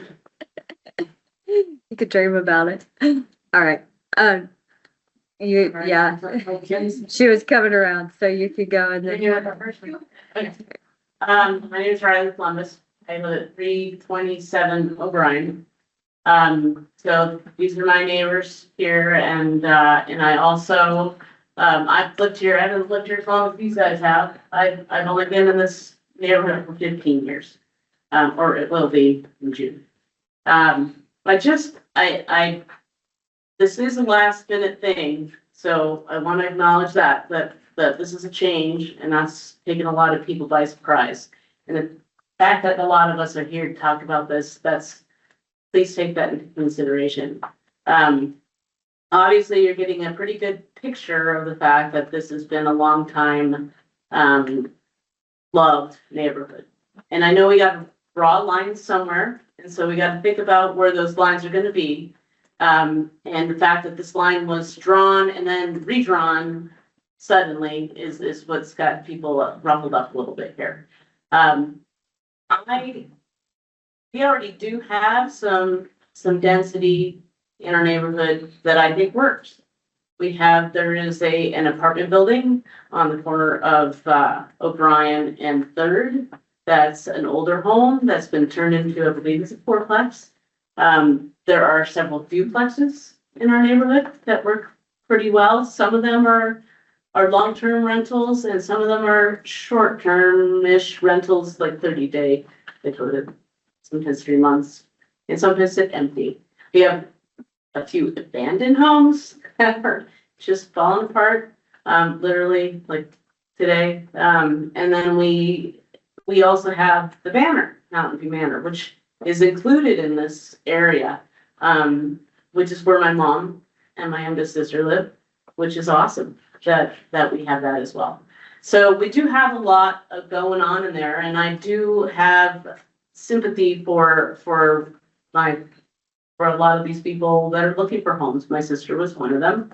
She lives in Kalispell. She works remotely, so she's not commuting to Whitefish, but she does come up here, obviously. It's tough. It's really, really tough, and I don't know how to do things. All I know is that, if you go too far, you lose what you have. And, I've seen a few things in the last 15 years where we've lost some quality homes that have either gentrified or have been turned into these large, like multi-family that aren't going to families. And so I think we need to consider that. I think what is helping us, there's other ways than just the zoning, but I also think we need to be open to zoning. There's also the fact that we have people like Patty who think about the neighborhood and want to preserve the neighborhood and buy a home and rent it for a reasonable amount of money and allow someone to live there. There are other people that are doing that in our neighborhood and across Whitefish, I'm sure. And that's what we need more of, and maybe it's not ideal because someone can't buy a property, and that's just the reality. I moved here 15 years ago from Steamboat Springs. If I tried to go back to Steamboat Springs, I would not be able to buy half. There's no way. I owned a townhouse there. I wouldn't be able to buy it back. Things change. We've got to evolve, and I appreciate your time and effort in working on our vision. I think it's important. I appreciate you listening to all of us. And other than the fact that I think we need to step back a minute and not redraw things at the last minute, I do appreciate time tonight and being able to have everyone speak their mind. So thank you very much. Thank you, Riley.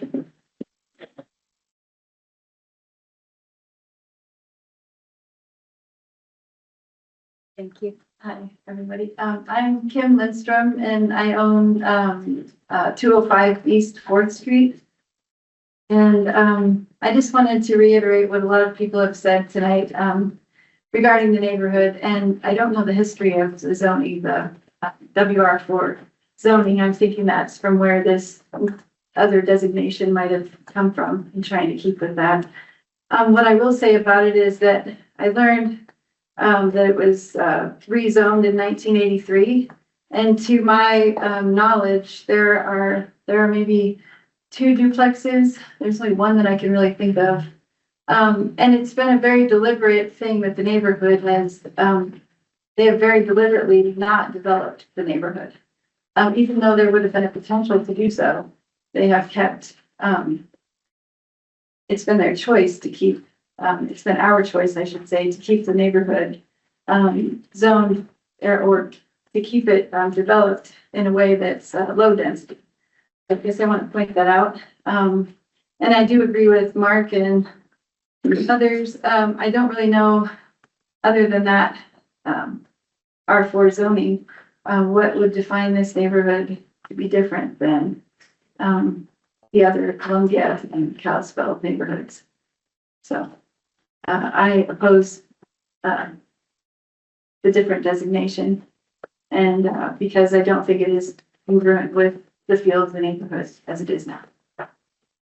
Thank you, Kim. Any further public comment before we close and go to questions from our consultants? Alan? Oh, okay. All right. So we'll go with Rhonda. Is yours relevant to the changes that they made in the new? Yeah, Okay, go ahead. yeah. So, the changes were, as far as I could see, just defining what general services was. And actually, the character of this neighborhood has always been these very modest working class homes, no general services. And the people who live here still are the working class of Whitefish that makes it run. My neighbors are teachers and artists and musicians, and these are not, this is not a gentrified neighborhood. We're workers. We're just old, I guess, but we've been working this whole time. And I have several more neighbors back here who I think are too shy to speak about how much it matters that their neighborhood maintain its character. And the thing about it is that it isn't a WR4 neighborhood. It was mid-zoned. And in the last growth policy, 2007, one of the issues identified on page 50 was that there were neighborhoods that were zoned out of character of the existing neighborhood, and specifically ours, the one side of Kalispell, which the neighbors fixed, and an area by City Beach. So they identified it, and then later under recommended land use actions, which is page 71, I think, it says, number one thing to fix is to fix the zoning in these neighborhoods that are miszoned. So using the WR4 zone, which we are not, to justify creating a new place type and sticking it on us when we absolutely are exactly the same kind of neighborhood as Kalispell Ave, Columbia Ave, Pine Ave, and Summers Ave. If you drove down the streets, you would think you're in the same neighborhood. They are identical. So to give us a different zoning, different place type, because there's an incorrect zoning, which doesn't apply to our community, our neighborhood, it's not that, is just kind of perpetuating a bad mistake. And I hope you guys will take this opportunity to fix it, because this is the kind of neighborhood, it's very dense. I think it's more than 10 to an acre. They are single family homes, which lots of people want to own a small home in a town like Whitefish where they can walk and ride their bike everywhere. And I think this is inventory you've gotten. It's what people want. Why would you degrade it? Thank you. Thank you, Rhonda. All right, so last chance for in-person public comment, and then we're going to turn to those who are online. Andrew, can you unmute your mic? Hi there. Can y'all hear me okay? Yep. Great. Thank you so much. And thank you to the Planning Commission for your time and efforts on what you've been doing. This is a difficult task, and we appreciate your effort on this. So my name is Andrew Strong. My wife and I own the home at 435 Central Avenue. I'm speaking on behalf of pretty much everybody on Central Avenue from Fifth Street to Fourth Street. You already heard from Mr. Loncar, but we have submitted a letter today, the 8 of us, that's in your packet. Alan thankfully got it online, maybe an hour or two before the start of this meeting. So I would refer you to that. I want to just kind of talk a little bit. I don't want to be redundant on many of the good comments that have been made, but our comments are solely on this designation of heritage downtown neighborhood. It's the reason why we care much about this is because of under Senate Bill 407 and 382, the protections that we previously appreciated through the ARC, the Architectural Review Committee, even though we are in WR4, we acknowledge that, but we had this protective layer here where the Architectural Review Committee could make sure and guard against unwanted or aesthetically unpleasing, additions to our neighborhood. This designation really opens the door. Without those guardrails in place, once this place type designation is set, and then the zoning comes behind it, the zoning has to be consistent with this place type. So the concern that we have is that it will open the door for development and developers to come in and build multi-family units on very small lots that will stress an already stressed parking situation, particularly on Central Avenue, where we have the median that was beautifully built by the city years ago. The recent change is also concerning, and I went back. I wasn't able to attend the meeting last week, but I went back and watched the YouTube video. So thank you for publishing that. And the explanation that was given then is that it was based on public input.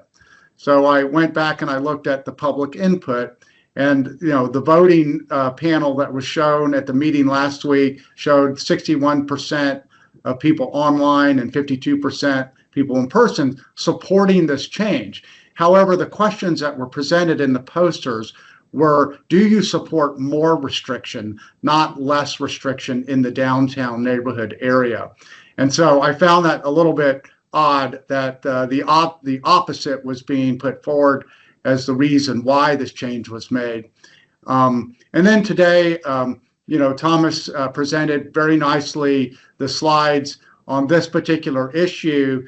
It was a new statement that WR4 was the reason for making this area of, Central Avenue, Lupfer, and O'Brien. WR4 was the reason why the change was made.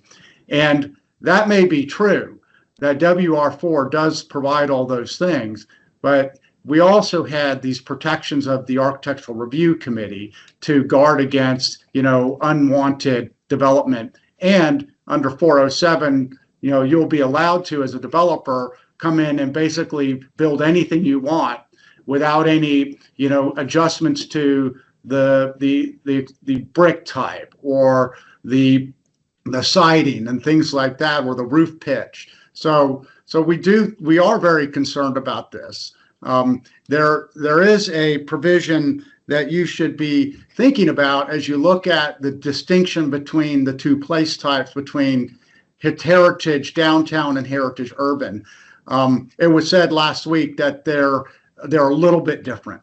Well, we would submit that they're not a little bit different. They're very much different.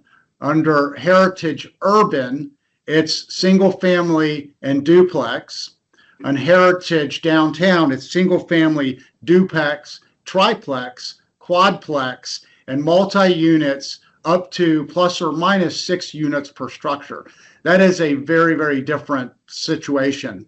The secondary uses the additional uses are these general services, and there was an attempt to describe that in the most recent draft that was provided yesterday that says professional services, personal services, etc. It's unknown what all that means to us. But in any case, it's not a little bit different. It is a lot different. And so we're very concerned about that as well. And the other reason is that once the zoning requirements that will come in behind this that you will take up next have to be clear and objective.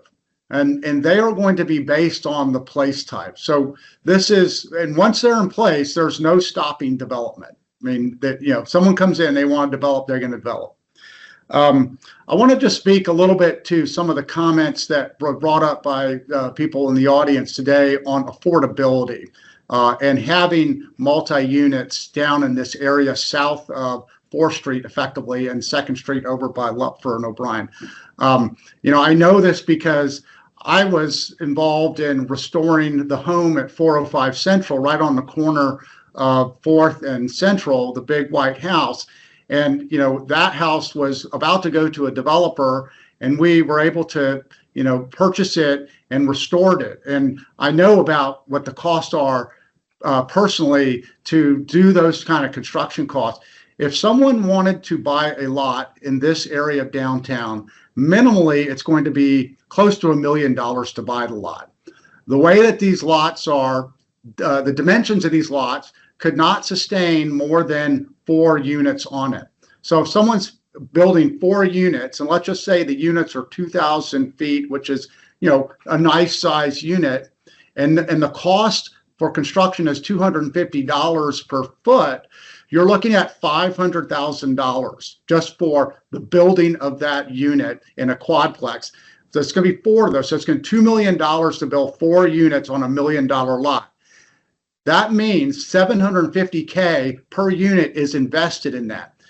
No developer is going to sell those units for less than $1 million each. It just will not happen. These will not be affordable houses if they're built. And so I just wanted to address that point because it sounds nice, but in reality, it will not happen. Finally, I appreciate what Thomas said in terms of his slide that this commission can agree to go back to the heritage urban neighborhood designation. I don't agree that it's a downgrade or down zoning because you're going to revisit zoning in your next chapter once you get past this. But we would encourage you, and it's very easy to do, is go back to the heritage urban designation for the area east of Spokane all the way over to O'Brien. And that will restore the very charming aspect of our neighborhood, particularly, and I'm more personally interested in, you know, and 8 of us are, and probably more south of us on Central, is that preserve Central and its charm. We have thousands of people cross our sidewalks every summer and going to Baker Park, going to Whitefish River. Don't draw the line at 4th Street. Don't let it go south of that. And I really appreciate your time and thank you for considering our comments. Thank you, Andrew. Brian, you want to unmute your mic?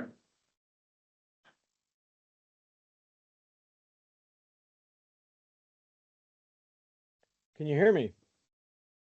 Yes. Hello. Very general comments. Brian Schott, 708 Lupfer Avenue. I have lived here for 30 years and I have watched a lot of change. I want to thank everyone. Thanks to the board for all your work on this, the staff. Everyone's commitment to Whitefish is incredible. Very brief general comments. I really don't believe expanding mixed use into neighborhoods in any fashion and increasing that is a smart move. I think it's dangerous in terms of the slippery slope. I think the slippery slope is the bad players that we'll see trying to take advantage of Whitefish. We've seen it over time. People will look for loopholes. Whitefish is on the map. Developers are going to look for every little opportunity to try to mine Whitefish for wealth. Anything that is going to degrade our neighborhoods, we've heard comments about people love our neighborhoods. We are a neighborhood community. We need to keep our neighborhoods intact.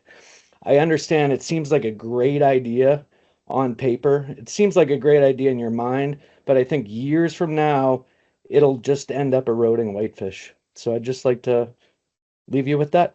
Thank you. Thank you, Brian. Ethan, you're up next. Well, thanks, Dave. Yes, I guess it seems to me that maybe there's like a pretty easy and obvious compromise here. We've heard kind of a lot today about Area B and how that area is potentially problematic. for a lot of reasons. And I think that that kind of harkens back to Crandall Arambla's presentation last week, and specifically their mobility oriented downtown strategy, trying to get it there. So those homes need to be built somewhere. And I think that this idea is really kind of key to all of this, where that quarter square mile radius in the middle is where we need to build a lot of homes close to downtown if we want to support our downtown, and then, you know, expanding out from that for this whole mile. I think that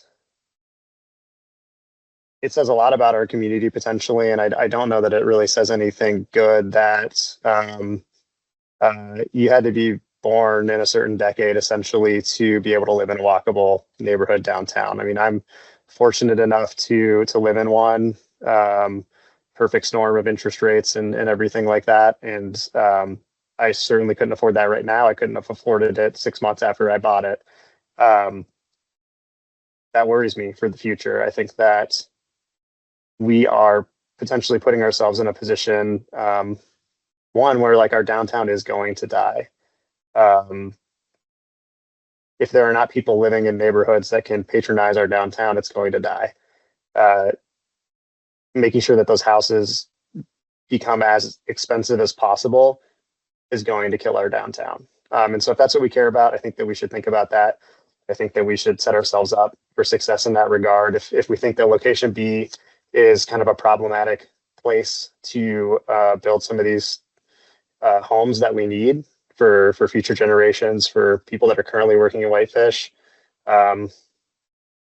you know, I may actually even agree with that, but we need to shift that closer to our downtown core. Thanks. Thank you, Nathan. Is that all? Anybody else online, raise your hand or unmute your mic.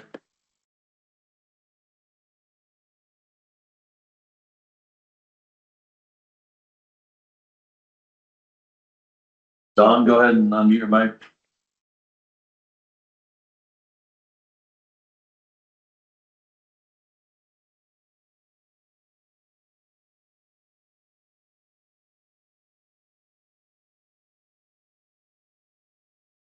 Don, did you want to address planning commission? Unmute your mic.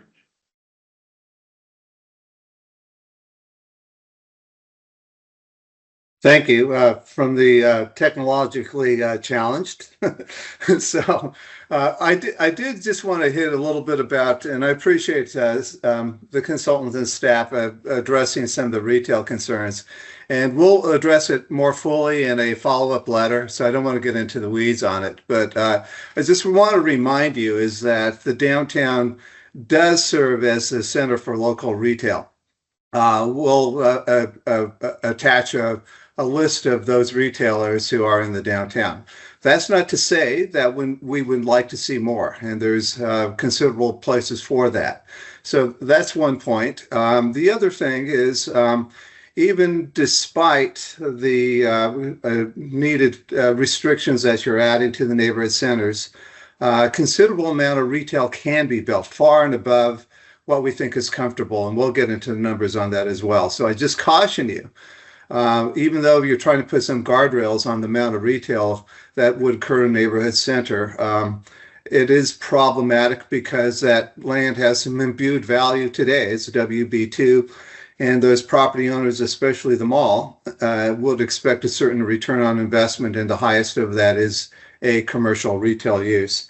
And finally, I think it's important to keep in mind when you look at the mall, we know it's run down and it's not the best use in town, but it does serve as a place for small businesses to thrive who can't afford to live in the downtown.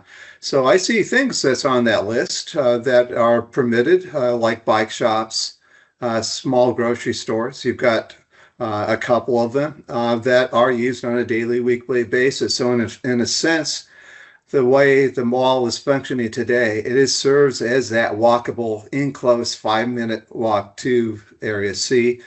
And finally, in support of what Nathan just said, I do think there are places that you can get more density in the downtown while protecting the heritage neighborhoods. This isn't a one size fits all approach, but it does take some additional study to understand within the downtown core where we could get housing that could be affordable. And I do believe that it is important to have the focus of your growth strategy for all uses on the downtown, and that means including its fair share of housing within the core. And the key is figuring out where that goes in a meaningful way. I would finally like to suggest that if there is a desire for more commercial retail development in the neighborhoods, the growth strategy doesn't require you to do retail as a prime component. And if there's a desire for it, table the idea of any sort of retail and study it after the adoption in May 17th. And you've got 3 years to update it. So proves that you have the market and the beyond just the desire for retail, but the demand. Thank you. Thank you, John. Anyone further online? Any hands raised? No. All right. So with that, we're going to wrap up our public comment section. And that's a pretty wide area that we're talking about now if we revert this to heritage urban. Okay. But that's how it was, and that's at least a starting place. And then we start to look at the areas within that. So Always the place type, but the place type, if it cannot preclude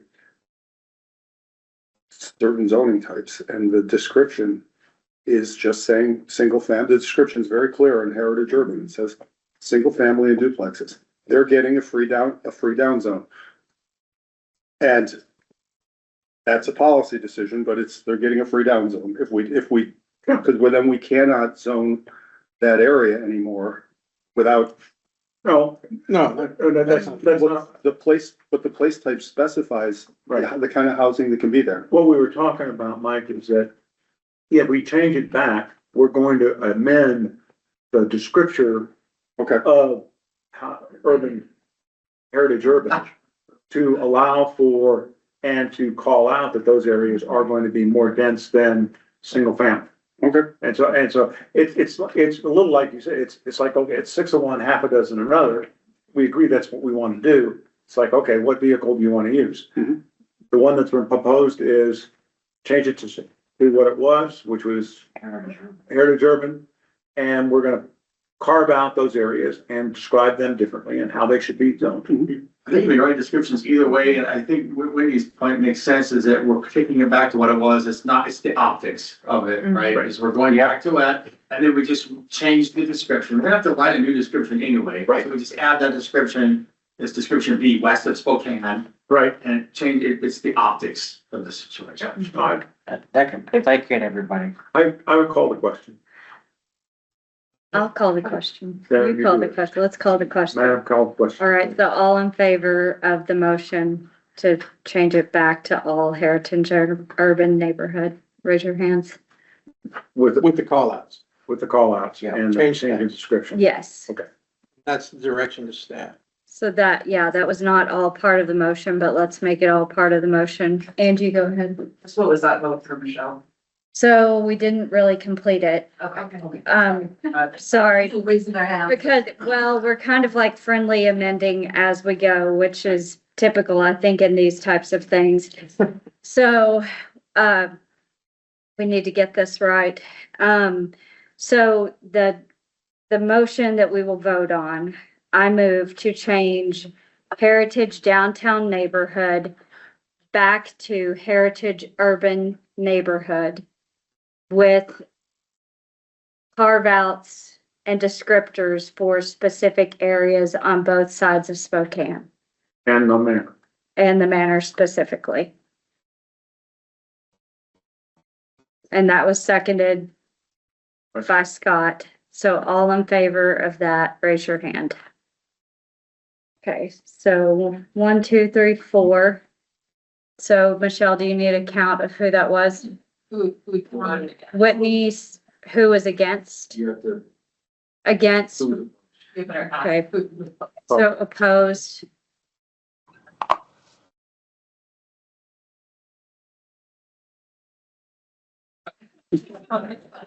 Yeah. Malcontents. All right. So that's definitely going to give us some work. And I am unclear as to when we need to do this type of specific work.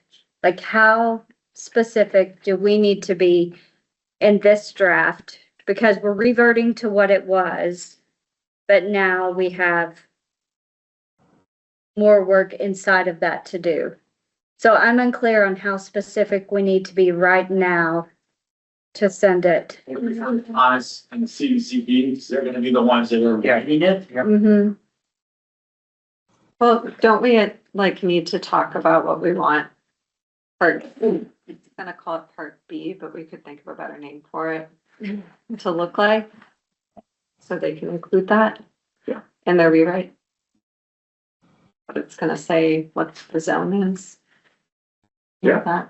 I concur. Maybe I'd like to. So what, guys, what do you guys need from us now? I think we have a pretty good understanding of what your intent is. And so I think that we can craft some language. As I'm sitting here, just bear with me for 1 second. I hope I don't throw this wide open, but there's also a part of me that is wondering, Alan, are you the one controlling the screen right now? What would you like me to do? Could you put your cursor on roughly Kalispell and 4th Street? Right over, well, don't zoom in too much, zoom back out. I'm wondering if you put your cursor there, if you take that, if you go east, I'm sorry, go west, go west. So we've got the Heritage Urban on the right-hand side, the east side. Go to the left, go west, over to the alley past Baker. Left to Baker, and then the alley past it. Alley past Baker there. Imagine we kept the area that is yellow, all of that below, down toward the park, etc. All the way, we kept that Heritage Urban, go all the way to Baker, go to Baker, go past Baker to the alley. We take that up to the north, go north to the alley behind, between 2nd and 3rd, and then go left, go up 1/2 block, go left, go to the street in front of the manor. I wish I could draw on here, but I can't draw. I could probably draw a line. I think I see what you're doing. Do that, Thomas. I could probably draw a line if you want me to do that. Yeah, do Well, that. no, Yeah, you're 'cause fine, otherwise we but you're don't fine. know. But what I'm saying is, imagine all of that area that was to the south of 4th and to the west of the alley between Baker and Lupfer, and south of the alley between 2nd and 3rd. What if we brought all of that into the Heritage Urban neighborhood as it is? Because that fabric, single family, generally speaking, ties into the Heritage Urban neighborhood. But the area over near the First Interstate Bank, the area that is north of 4th Street up toward downtown, that does maintain its downtown, its Heritage downtown place type, because it feels very different there. Does that make any sense? You're dropping out. I don't know really how I feel about it, but that south end of Central Avenue, which is now mostly, it's still mostly single family or multifamily, but it's residential as opposed to commercial. And that was a I mean, there's big some portion of our public commercial in comment. there, just Central Avenue So allows for some. that area would go Heritage Urban under this scenario. Yeah, again, I'm not, Doctors. Doctor's office. Yeah, anything that's pink or blue is commercial, purple or pink. well, let's put it this way. I could live with that for now. And if we need to change something else, that was the will of this group at a later time, just to move this off our plate, I would be willing to do that. I think that's a fair thing to do. We're not changing Central Avenue from what it really is right now and what it can be. It's commercial, it's downtown, downtown, whatever. So, Just from a staff perspective, it's a lot easier to have a map around things that are different than to try to explain it in description. right. Because it gets really complicated on which block, which half a block, No, I- whatever. So that's from a mapping perspective, it's a lot easier to look at a map, and say this is different, this is, Yeah. and trying to describe. That's just our perspective. I mean, however you guys want to do it. It's just hard for me to do it without actually seeing a map where we're drawing those lines and doing this. Cause for me, words are more descriptive than a map that I can't see right now. I pulled up Google. I bet you could draw, you could draw lines around that now, Alan, Yeah, or a dotted line or something to mark it. Do what is what we have with this new designation for like the new area, is that including the manor? I could not follow the map and I also am a wordsmith. I know, I'm like, Yes. I- it would matter. I think to answer your question, I think the manor would then go to the downtown. It may be a little pocket over there, but it would be the Heritage Downtown. But it's not an independent place type that's standalone to it. It would be similar to the Heritage Downtown over near the Pottery and Stillwater Gallery, the First Interstate Bank, etc. That area. wait, Pottery and Stillwater Gallery.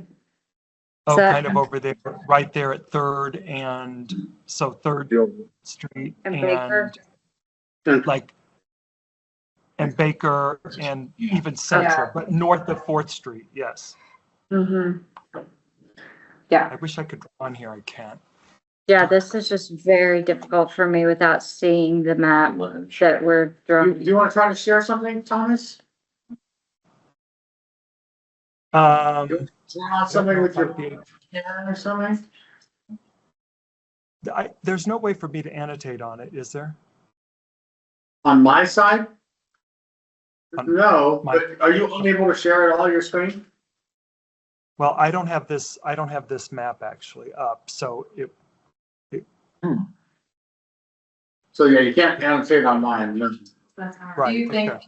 that's wanna maybe see if Thomas could do that while you guys move on to reviewing the goals and objectives?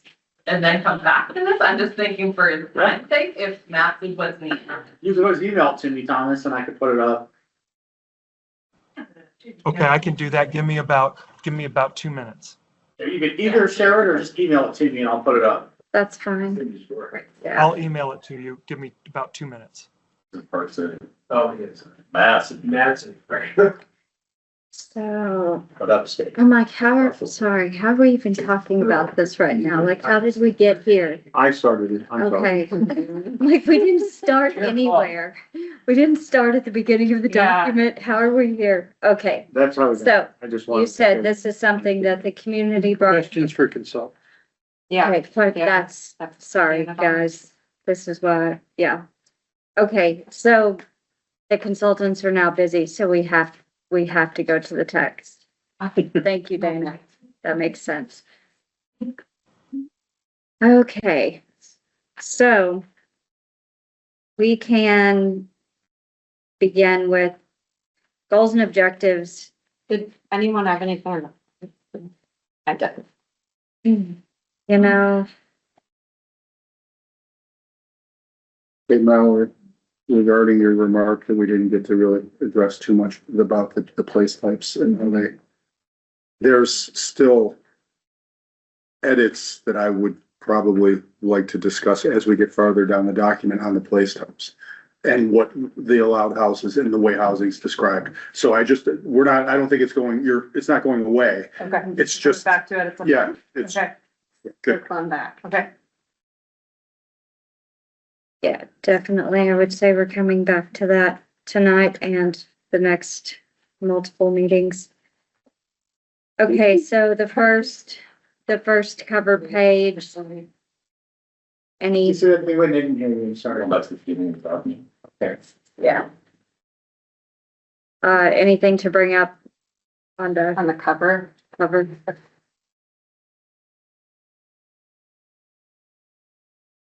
Anyone? Okay. So let's go to goals and objectives.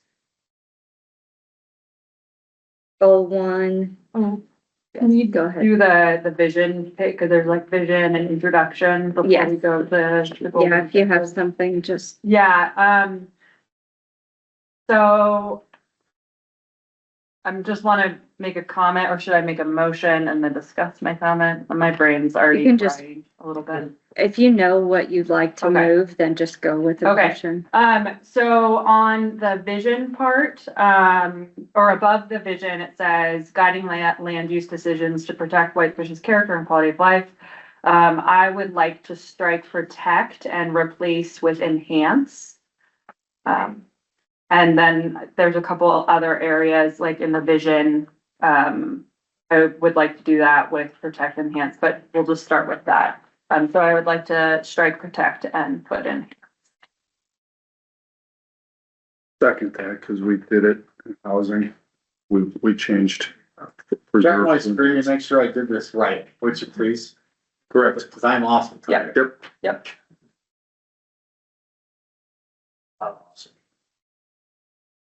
That was we did that, so I'm seconding it.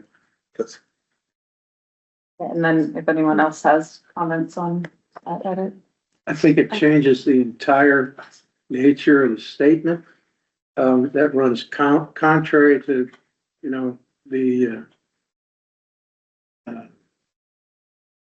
the text of the document. I think it takes away, that there's a balance between, preserving what we have and allowing for changing growth in areas. I think it takes away the public's main concern that was expressed through the visioning and the comments. I like enhance. I think it's forward thinking. Somebody said that at the last meeting. It might have been Nathan. It's a document for the future. I think enhance is a word that is geared towards the future. And I think as much as we've heard people who want things protected, I think we've also heard from a lot of people who want something different, because what's happening right now is not necessarily working for them in terms of affordability. Thought. Why would we not say, why would we not say preserve and enhance? That goes to protect the character, preserve the character, which is what we all want to preserve the character of Whitefish and the quality of life here. That's what this whole engagement is about.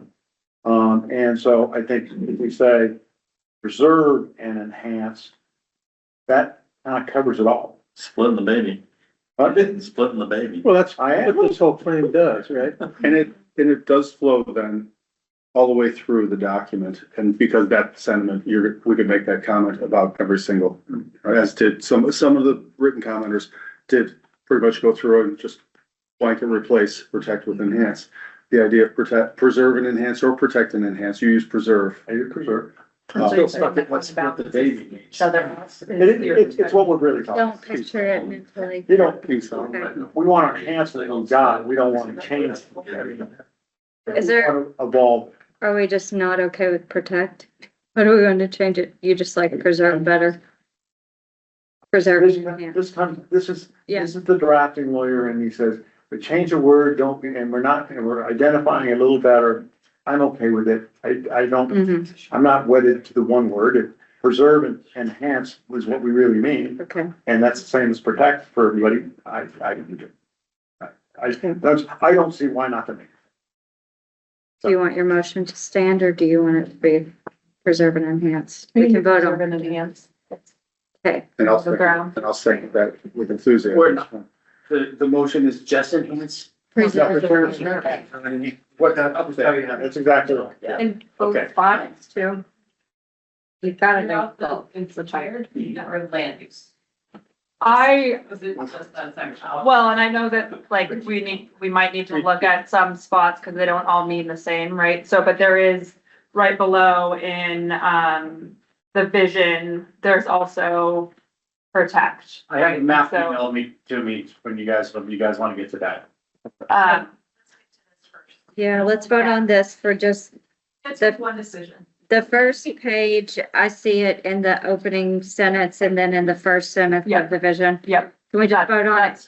That's what I. Just those two places? For those two places Okay. right now. All in favor of those two places, preserve and enhance, raise your hands. Okay. Unanimous.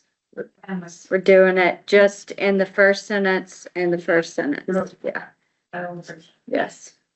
Okay, if you guys were on Teams, you would be seeing what I'm sharing on your screens without having to look it up. We're here, Alan. We should just be at home is what Alan was saying. Okay, but I'll start phoning it in. no, is it easier for I'm you? sharing it on Teams. I'm just saying you would all have it on your screen or you. Right, no, We can log into Right, if Teams. you log into Teams, you should be looking at what I'm doing on your screen. But it doesn't matter. Maybe not. I always get kicked off the internet here. Okay, carry on. And then actually, I apologize, there is, so under introduction, second paragraph, it says, Protecting the qualities. what's that? Protecting the quality. Yeah, so my motion would be preserve and protect so that it's consistent. Is it enhance? Yeah, preserve and enhance, I mean, and get rid of protect. And then, there's another, I'll second that. okay, yes. Where is this? Second paragraph, where it says protect, third sentence, 3 words in. Hey, Preserving and enhancing. Yeah. I have no trouble with that. Introduction. yeah, Come on, Way too far. way too far.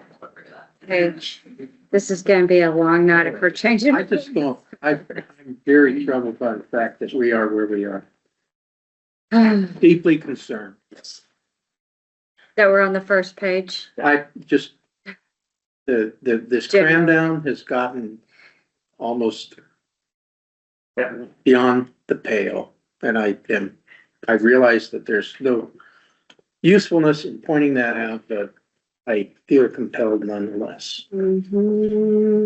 Okay, so we're voting on the third, changing protecting to preserving and enhancing.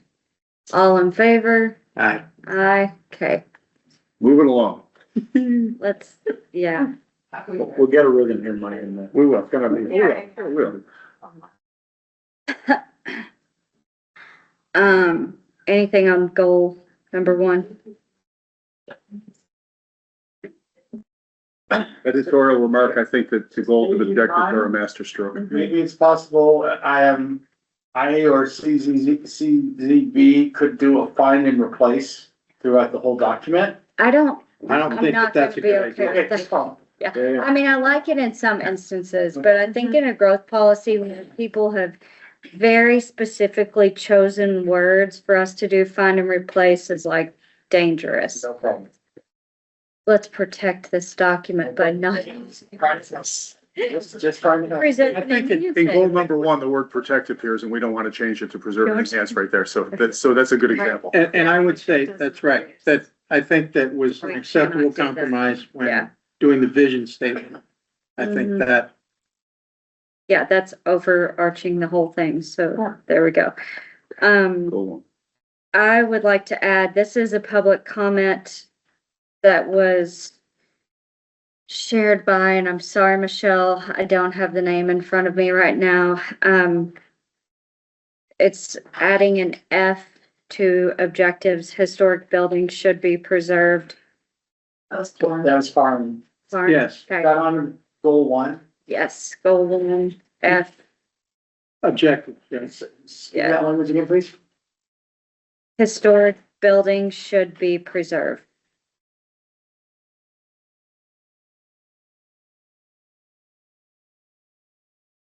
Thomas, are you guys seeing what I'm doing as I'm doing it? Yes, we are. We can see everything. Okay. I'll second. Okay, all in favor, adding cards? Real quick, like, I really like the idea, like, I do believe that we have a lot of amazing, beautiful historic buildings in town that should be preserved. And maybe I shouldn't be worried about this, but I am like, how are we defining these things? Like, what qualifies as historic? What are we doing to preserve them? Like, what does that look like in a little bit more depth? And maybe even like, Dave, if you had any ideas and explained it to me and how that might work, I'd be fine with it. Yeah, I mean, it's a little nebulous. Are we talking about buildings that are on a historic registry? Are we talking about that are, established and registered with the state or on the federal registry as a historic building? We have, I think, 3 of those in Whitefish, maybe only 2 left, I can't remember. Or are we talking about buildings of a historic character? And then how do you preserve them? I mean, we can't, even a historic building that's on the register, you can't stop someone from changing it, doing things to it. They have the right to even tear it down if they want to. But they shouldn't. Well, I know, but I mean, how do you stop that? Right? And we had that come up with the Franklin Wright building. We don't even require a demolition permit. We tried talking to the owners. We got the Frank Lloyd Wright Society involved. The owner actually offered the Frank Lloyd Wright Society the opportunity to buy it. They didn't have the money to pay what he paid for it. And at the end of the day, it got torn down. And there's nothing they could do about it. So, I mean, it's a touchy subject. Yes. But continuing to explore historic overlays or things like that in certain neighborhoods. I mean, I would like to suggest that the old part of the railway district could be, something that we talked about. How do we preserve some of those cool little buildings? I mean, they're not high value buildings, they're little shacks, but they have this heritage of part of Whitefish, and one by one they're getting replaced. How can we do anything about that? And it's very difficult to do something about it. It's a struggle. And we hired somebody to go out and do a survey of historic buildings, but we didn't have the money to go into the detail of every building or do a full thing, but we had the start of that. But even then, we don't really have an area that the whole thing is all historic. Even downtown on Central Avenue, it's a mix of buildings that have been upgraded, modified. Even the Frank Lloyd Wright building had been changed into a bank and different things, and then Office. well, I mean, so it didn't have a lot of character when it was first built. So even it didn't really qualify because of those reasons. And yes, it's a can of worms. In other words. What about, you used the phrase, you used this phrase historic overlay. Could we call out and just say, Cities should consider historic overlay districts. I would use the word historic overlay. Explore historic overlays. I mean, I'm not to mandate it, but just to say that this plan The city should, must, will, whatever it is, Angie, I can't remember. the name. Right? Want that. Develop a historical overlay. Yeah, the city should develop historic overlay to preserve. I don't even think just the phrase speaks volumes, right? Because it fills the gap that Karin was pointing out, which is no mention at all. Okay. All right, so that is the new thing. Everyone in favor of that? Is that okay with the second? Yes. Yeah. Okay. Yes. That language is okay? Yes. True. Everyone in favor? Wait.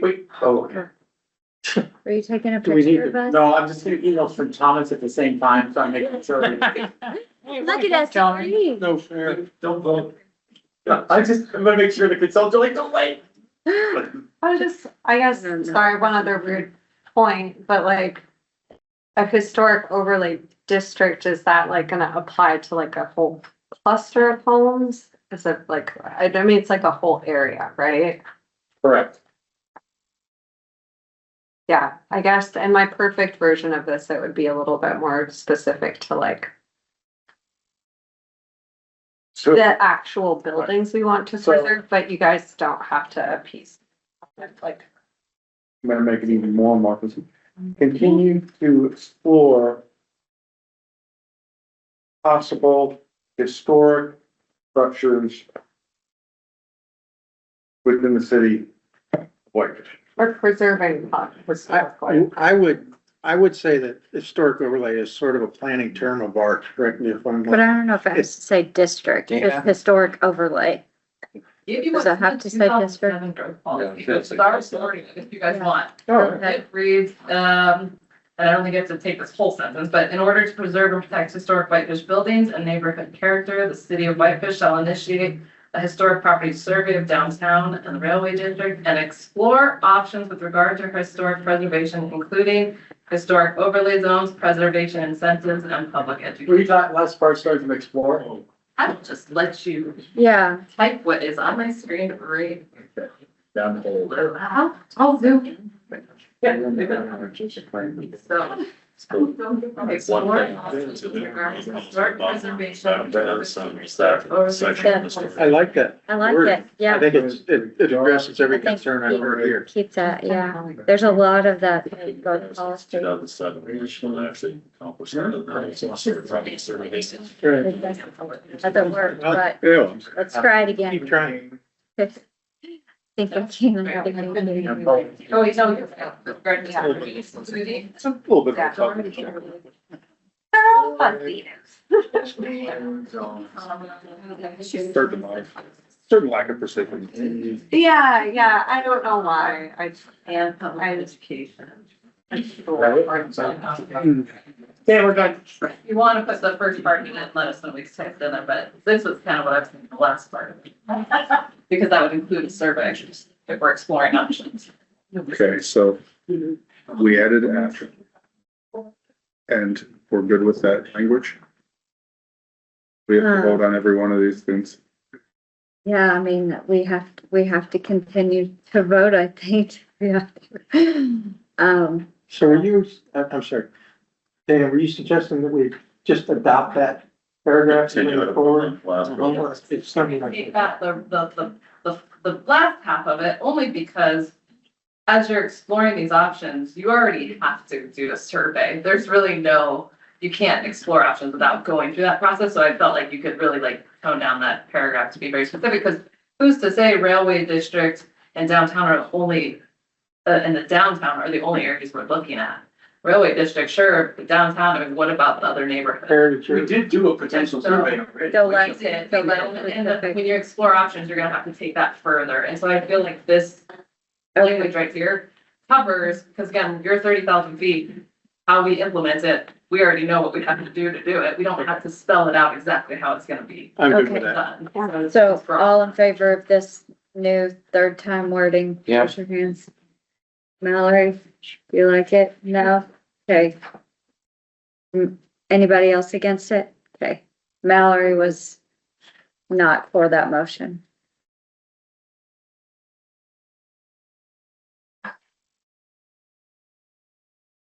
Does that get us all the way through goal number 1?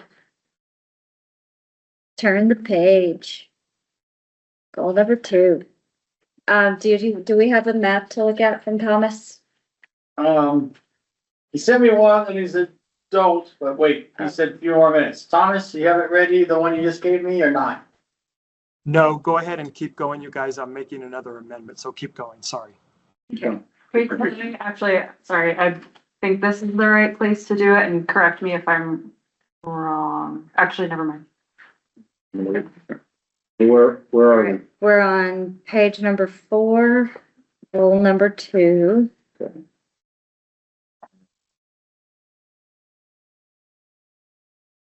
And here, this goal and area is where it was suggested that we look at limiting high-rise buildings.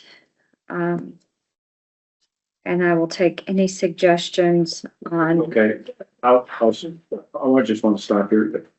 It's, the goal says provide housing options and affordability. Then it says Whitefish will expand access. I would suggest that we say something along the line, will work to expand access. I don't know how we're gonna, under current restrictions that our friends at the state have given us, we can't, Right. we can't do anything that will impact So I think we will work to expand is probably a better way to at least envision it. For now, but I don't care that much. If I may, Go ahead. the goal,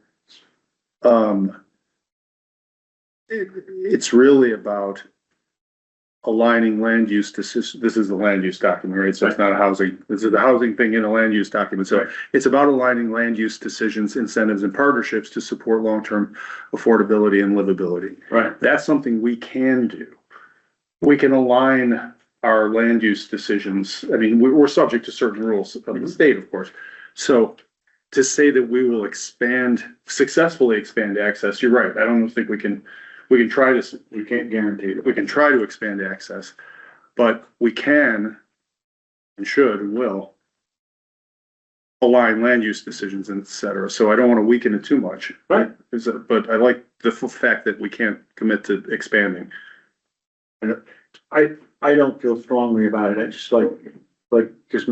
just hit me and said, we will. I'm gonna do my best. That's what Unless, we're doing right here, but unless Angie has an issue with it being will, is that gonna pigeonhole us anyway? Are we okay to say we will expand access? Like what you're in it, but I mean, if we say we will, we have to do it. Okay, I think we shall, we will. so taking out, there's no changes. No, I would, if it's not word to be strived. Aspires? I'll make a motion. I would like to insert after will and before expand, the word work. Or two, Work too. What? Will work too. Will work too. Second. okay, all in favor? Aye. Right, Done. good work. Mallory is. Yeah, no. All right, Did you get that, Michelle? Failing my mother. Okay. you're still with us over there? Yep. Intentional, no?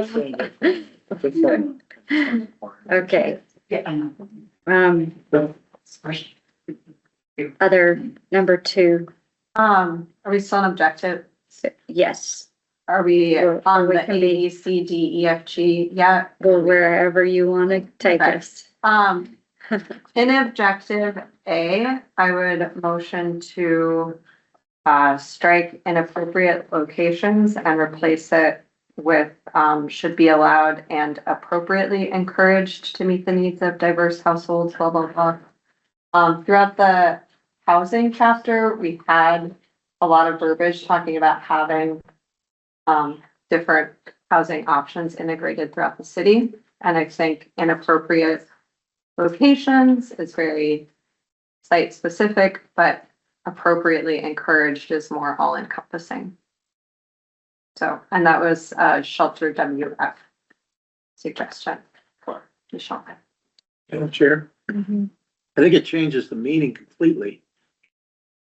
Right? Instead of, if we were to change it to appropriately encouraged, that talks about the motivation of the. Yeah, we don't, I don't think we We have didn't a get that, second we didn't yet. get that far yet. We don't have a second, I'll second it. okay. I'm So sorry. now we have a second. Objective. Marty made it, yeah. Then you can discuss. You want to say that?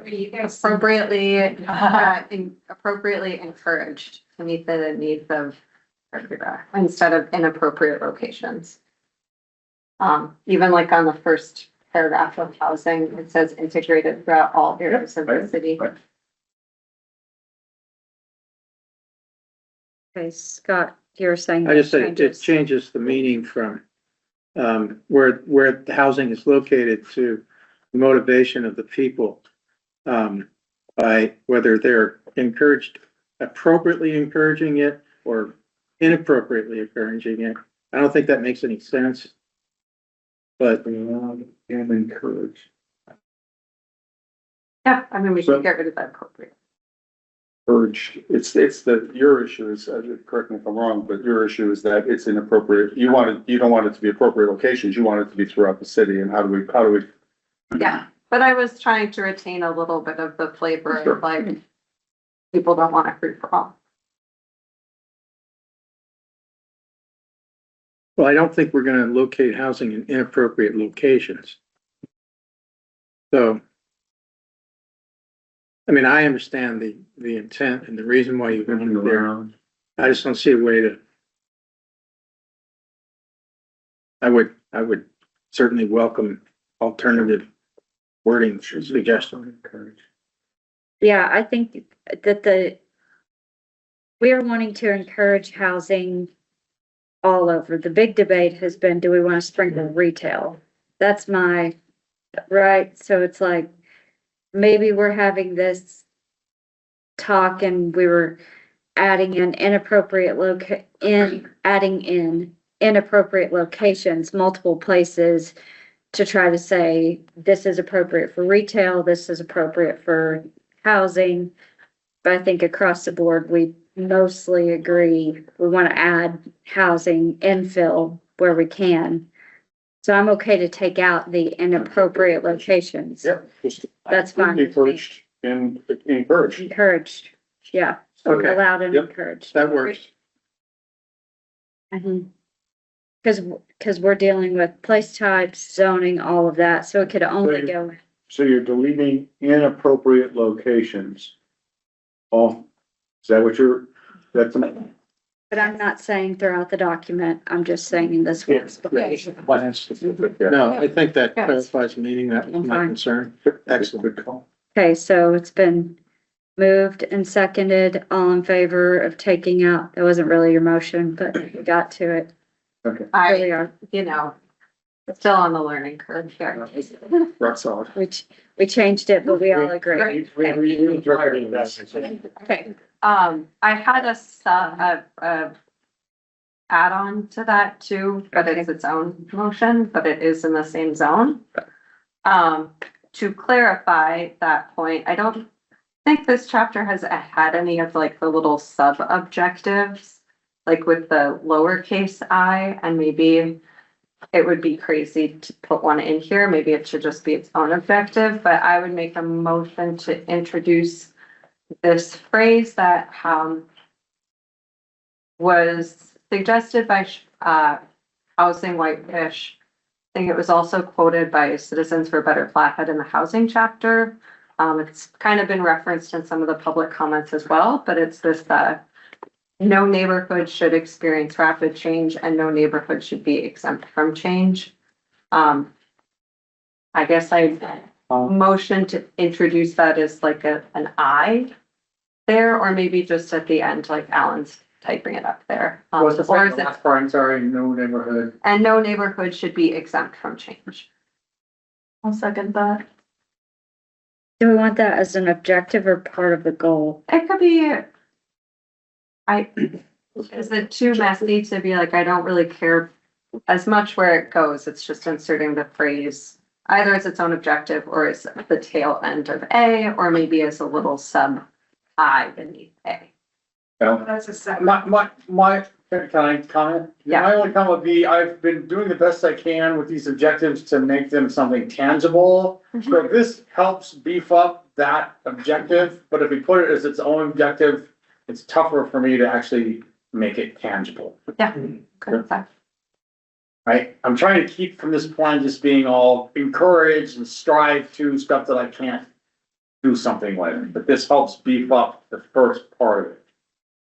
First part of, what do you mean by the first part? Well, if this was its own standalone objective, how do I really, what do we do with that? But if it's part of if it helps beef up that first statement, it gives a little more weight to that statement about the broad mix being encouraged in locations. But if we put it as its own statement, it's kind of like, okay, well, how do we implement that?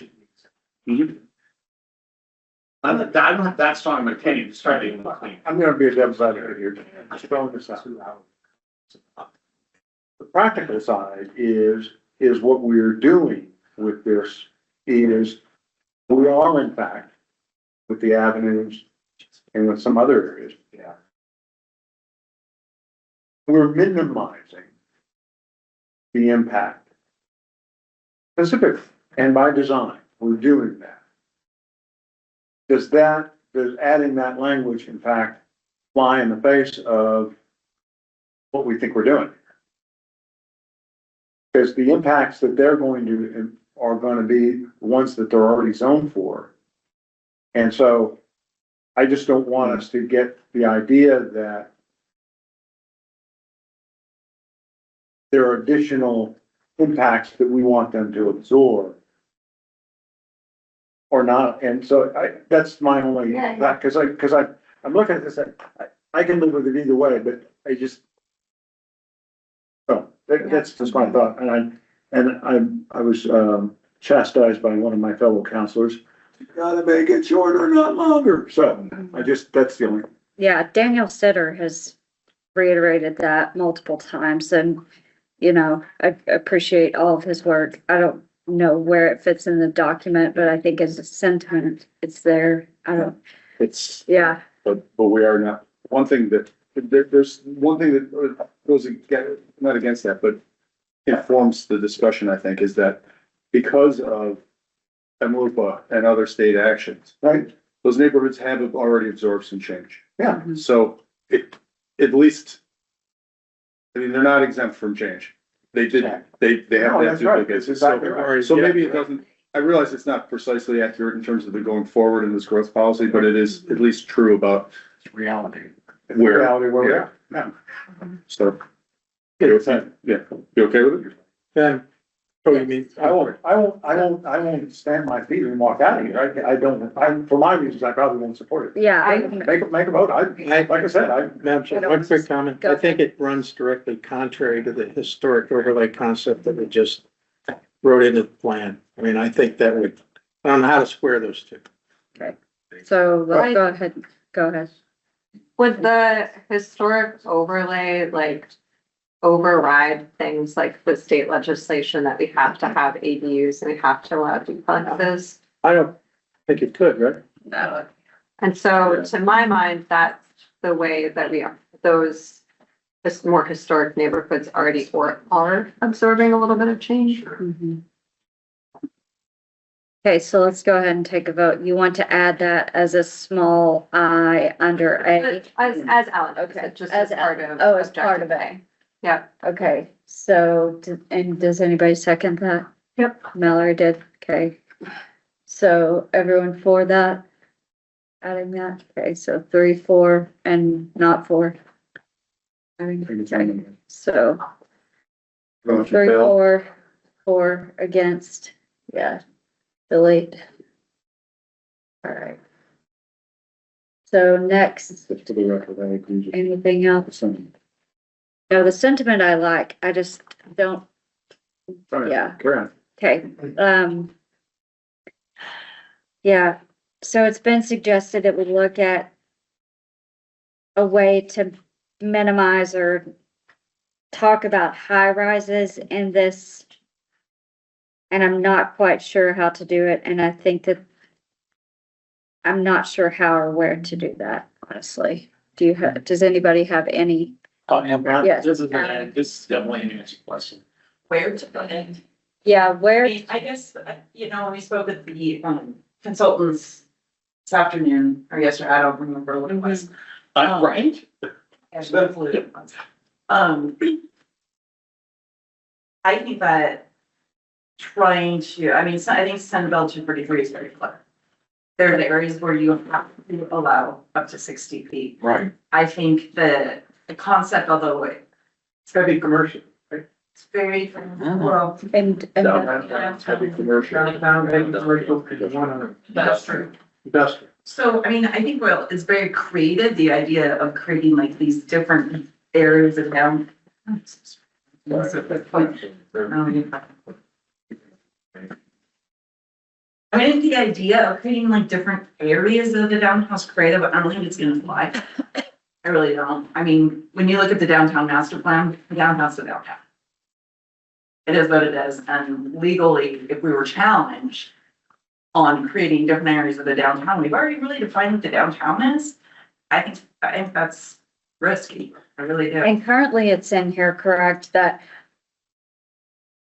so I don't even know how to word this without seeing it, but the part where if by the date this is adopted, there's not something on that lot, then it could be, but if something is, okay, is that still part of this document though? I thought I just read that today. Where is? I don't think that's- Sorry. Do what? I thought that I just. Goal 5. Anyway, and we can continue to go and come to that when we come to it. I honestly. I think the way we have to follow that is by how we designate heavy commercial, I mean, through the zoning process, right? Heavy commercial is defined not necessarily in our code and not necessarily in state law, but the general definitions of it that are available, and our B3 and our B2 both qualify as heavy commercial. And B1 is not just neighborhood. We have some other ones that wouldn't. And we had talked about. Street downtown and strip both qualify for that, and we also have industrial property that qualify. But, one thing we can do, for instance, in downtown, we can limit it to 4 stories, which is a common 60 feet and 4 stories is a common height. We can limit the types of uses they can be above the ground floor. For instance, because it's the 60 feet only applies to multifamily and mixed use buildings. So for instance, a hotel could not go to 60 feet. We could have it limit that to the current 45-foot height. But a mixed use building or a straight multifamily, we have to allow up to 60 feet. But for instance, if it was commercial on the ground floor and short-term rentals above, that's not residential, that's not mixed use. So that would be, we can limit would that. be commercial, and that's it. So there's ways we can do it that way, which we do the zoning implementation. Is where the letter of state law is it's multifamily or mixed use, it has to be allowed to go to 60 feet, but there's other things that we can do. I'm confused to, what about that property next to, what you arranged, the Avalo, Vacant lot, that lot? Did he go 60 foot? if it was a mixed use building, would you include long-term residential and commercial? Or if it was straight residential, long-term residential? He wouldn't go for it. Like one penthouse on the top. One penthouse on the top would make it a mixed, mixed use means 5 or more units. 5 or more units with commercial. But not full. Commercial has to be less. I recognize it, Alan. Commercial has to be less than 50%. Just for your timing, whenever you want to get to it, Thomas, they said, we've tried to do the map, it's too complicated, we have some language, so whenever you want them to tell you. Okay, the language would be nice to hear. You want to do it now? I But you think, can't do it, do it, change from and then 60 feet, right? So we're not gonna make, the thing you were just starting, we can finish Yeah. that now? I was just, looking at where, how, but I don't know that if we run into it with you, we'll figure it out, but that was not the page to do that on. Does that make sense? Go ahead, Frank. Page 62. Page 62, thank you. Page 60. So what is page 60?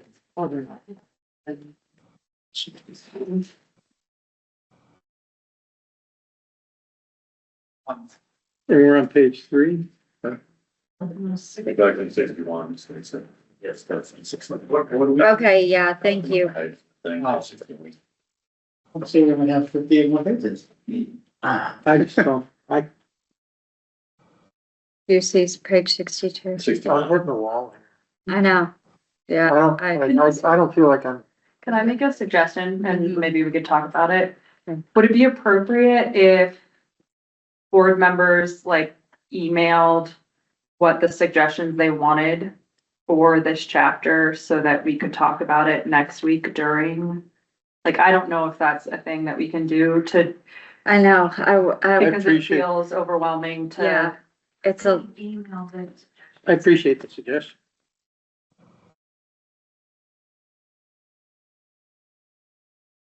but then what do we do from that? In the past, Okay. you're gonna get additional public comments between now and then. So, you can please come prepared with your comments and things you want to change. If you guys have burnt out tonight, I would suggest trying to get through number 2 at least. He's finished it. Don't say it. I think. Don't And say the it lang- like that. The number 2 and the language from the consultant. Maybe the language from the consultant, because that's gonna give good direction on a big Yeah. topic. Yeah. And then I think you can call it a night, but definitely come prepared to the public hearing with what you've heard so far, but also you'll have to listen to other public testimony about any of the parts of the document. It might behoove you, and it just depends on how long that meeting goes Thursday, to try to get through a lot of the land use chapter changes, if there are a lot, you might have other changes for the other chapters, and you could do that at the Monday meeting, but I know it's hard to push late, and council has, like, we started not going late, but back in the day, we pushed council meetings really long, and so, 10 a.m., so I think like, These are important decisions. they are, And it's very difficult to think about each. Yeah. Let's, Yeah, I know. Yeah. But I think if you can come, and remember, this is a recommendation from you. right. And that council still has the opportunity to make changes too, when they go through this process, that, your comments could also be, sent to council as a board member. And so the real reality is this is a recommendation only, we're not approving the document. And so even changes you made could be deleted by the council. We don't know where that will go. So, when there's important things, try to stick to the big picture things is what I would say, the big impactful things. I know language means a lot, but those could be something between your approval and council. Like when they have their public hearing, that we could go through those word changes too. I hate to push stuff off to council. They don't want to have to do that. But if you're feeling like you can't get it done, I think you just need to be specific to the change. Remember, this document will be updated in 5 years. And so the biggest impact that comes from this is the. Lot of change. Does it have to be 5 years? Huh? It's Can be- updated. Well, no, it's required. Oh, no, yeah. We could update it You could update it in June. You guys wanna keep doing this? Oh, yeah, all summer, let's do it. Okay, so No, we let's, have to be done with it by May 15th, but you could update it on May 16th. so let's go back to objective Well, I'm being or facetious, but you goal can start two. on it in the summer if you want, right? The idea that this is our one shot to get it right is not from, you can update it as many times. All right, so we're gonna finish up goal 2, and then we'd like to hear what Thomas has sent to us. All right, any other suggestions on page 4, goal 2? Back to Phil. Could I suggest, to D on, before, so it goes land use policies, development standards, fee structures, and infrastructure investment should, and I'm gonna add regularly evaluated and aligned to reduce barriers. So I'm asking that we add regularly. And how do you define regularly, not annually, annually? Objective B? D. D, okay. Regularly evaluated, is that it, you say? Yeah, just Just regular. regularly. Regular. Yeah, and we can talk about if there's a better word. I think for that's a it. good idea. Great idea. Yeah, I'll Is second it that. specific enough, or can we just leave it as Well, regular? that's what, yeah, I don't know. Do we need to? I think it No. adds a great deal to our function as board, why we're here, and also the direction of staff. I like it. Instead of a one-time evaluation. So I'll second adding regularly. All in favor? Frank Yeah. begrudgingly says yes. That, my Arms too. regularly is, Be too broad. it's That's very. too broad, and it's, is it every month, or is it every year? Or I is it think every so. 2 We years? can, Again, I'm open to. I know, I agree. suggestions, right? I- Yeah. so- I would say I think- annually. general direction, I think it could be defined. Does annually feel better with that? No, not, we can say regularly, and this is gonna get to council. It's no more vague than a lot of the other. To make that change. But I think it's a positive, Jim. I like it. All right. Everybody in favor said yes. We all said Yeah. yes. Great. Everybody says yes. Write that down. Okay. All right. Unanimous. Anything else on number 2? Where, are we done with 2? Yeah. Well, I'm just making sure that we are. Nothing else on 2, and then we're gonna move to Alan telling us what Thomas has sent. Yeah, Thomas is gonna tell us. Oh, that's right. Thomas, are you still there? Yeah. Wake up, Tom. Look at how refreshed and What, smiling. what time is it where you are, Tom? But he's got. Well, he luckily has for that me, background. I don't know where he is. luckily for me, I'm in the mountain zone, but poor Matt is on East Coast time, so he's midnight. Okay, Yeah, it's midnight there. Sorry, Matt. I feel guilty for That's all right. why. Matt, you're on mute. I didn't have anything better to do. Okay, Sorry about that Super Bowl. He lives in Buffalo. What's there to do there? Let's get to that. is this something, This is probably the best thing to do in Buffalo. yeah, is this something you can send us text to see, or do you have to tell us out loud? I think, Thomas? I think I can keep this pretty easy. So what we were trying to do was look if we could nuance the map. That didn't really work that easily, given the land uses that lie underneath both the place type and the zoning designation. So I think what we have kind of come back to is, I think your recommendation to carry on the heritage urban neighborhood into that area, and then where we have typical defining features, land uses, we allow primary single unit duplex, and we may need to tweak this language, parentheses, new language, with specific zoning callouts to allow professional offices, personal services, triplex and quadplex development west of and alongside Spokane Avenue. Because I think those are the areas where you start to see the differences emerge. You can start to see the pink, you do start to see the hatched lines where you're starting to see larger multifamily, but our recommendation would be allow up to quadplex and maybe call that the maximum, because you do have some of those areas. Sorry, is that changing heritage urban neighborhood to include that language That is with the correct. call out west of Spokane? Just for that specific area, right? Thomas, those vehicles are on both sides of Spokane. Just west. I don't know Yeah, if they are west on, of, no, they're on the east side too, though. That's why that. yeah, I said original- west of and went along. Both sides I of said- Spokane, one to the alley. He said west I of and said along. west of and alongside Spokane Avenue, but we Okay. can tweak that language to ensure that it's both sides of Understood. Spokane Avenue. And we'll probably, I just thought about it, we'll need to do one more call out for the manor, but I think we can put that in there as a primary use. We can send you that text, but I think that is probably the most elegant, logical way to address all of the concerns. So So you west guys of are and on the right along. track. West No, of just- where though? Yeah. To the manor. The full like area that was highlighted, so it'd be all the way to the river, basically, with manners. Yeah, be like Spokane to the river. So is all that's doing is taking away the option of up to 6 units per structure on, It is, it's Heritage designating it, it's designating it heritage urban, and it is maximizing the density Spokane Avenue West. Instead of 6 to, or what did we have? I think we had 4 to 8 units. It would take it down to maximum allowance would be a quad. That way you have the quad that is there now wouldn't be non-conforming. Okay. Yep. Madam Chair, my thought was triplex is the limit, but in recognition of that, I would go along with the recommendation of the consultant. I'll second that. okay. I will support that with all our understanding is that as we get that language and start to apply it to this, we can still change this and tweak this when we get, this moves us in the right direction. Yeah.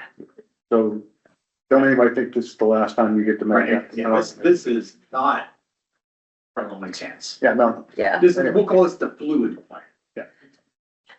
All right. And So it's all back to heritage urban, and west of Spokane has a call out. to the river. Yeah, But what I don't see is addressed here is how do we deal with the manor. the manor and, the community building? But that's, I can leave that for another day. So, yeah.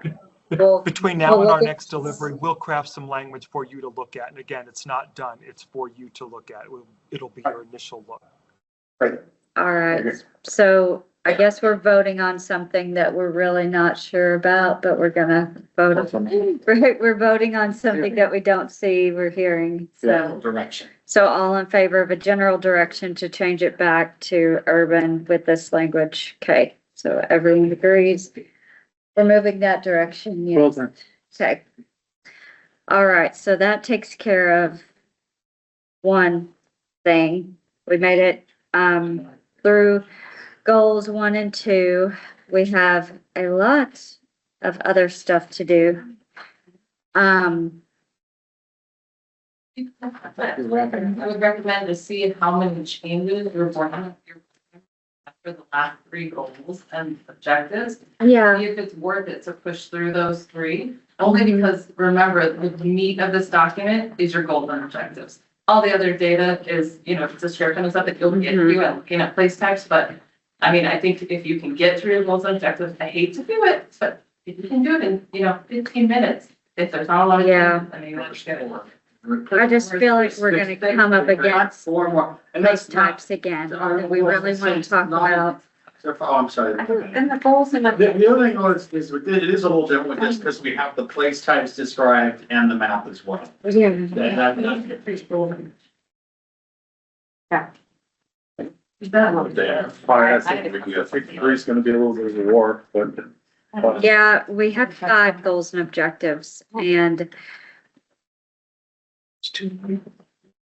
Yeah, I just mean that number 3 might take us a little. Yeah. that's what I think too, yeah. I mean, I'm perfectly willing to sit here and talk about it because we have so much to do, just obscene.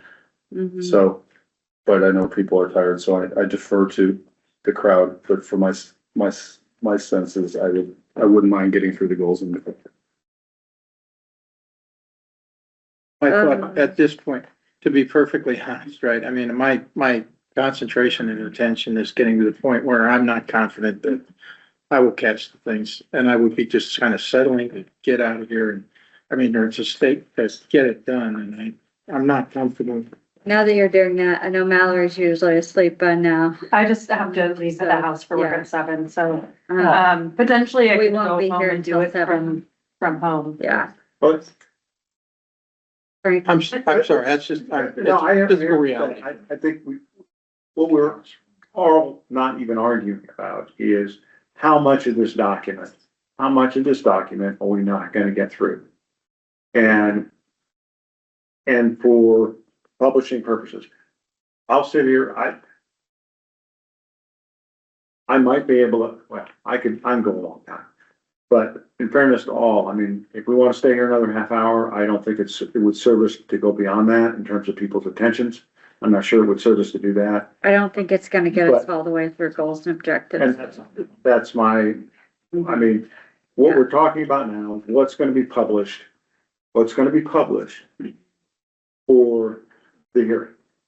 And so, like I said, we all know that we're gonna have to go through this thing with a fine tooth comb at the hearing to get it to where, given all the public comment we've had and what we all think, we're gonna have to do that then or now or in both. And so whatever this group wants to do, if somebody makes a motion to adjourn, I'll second it.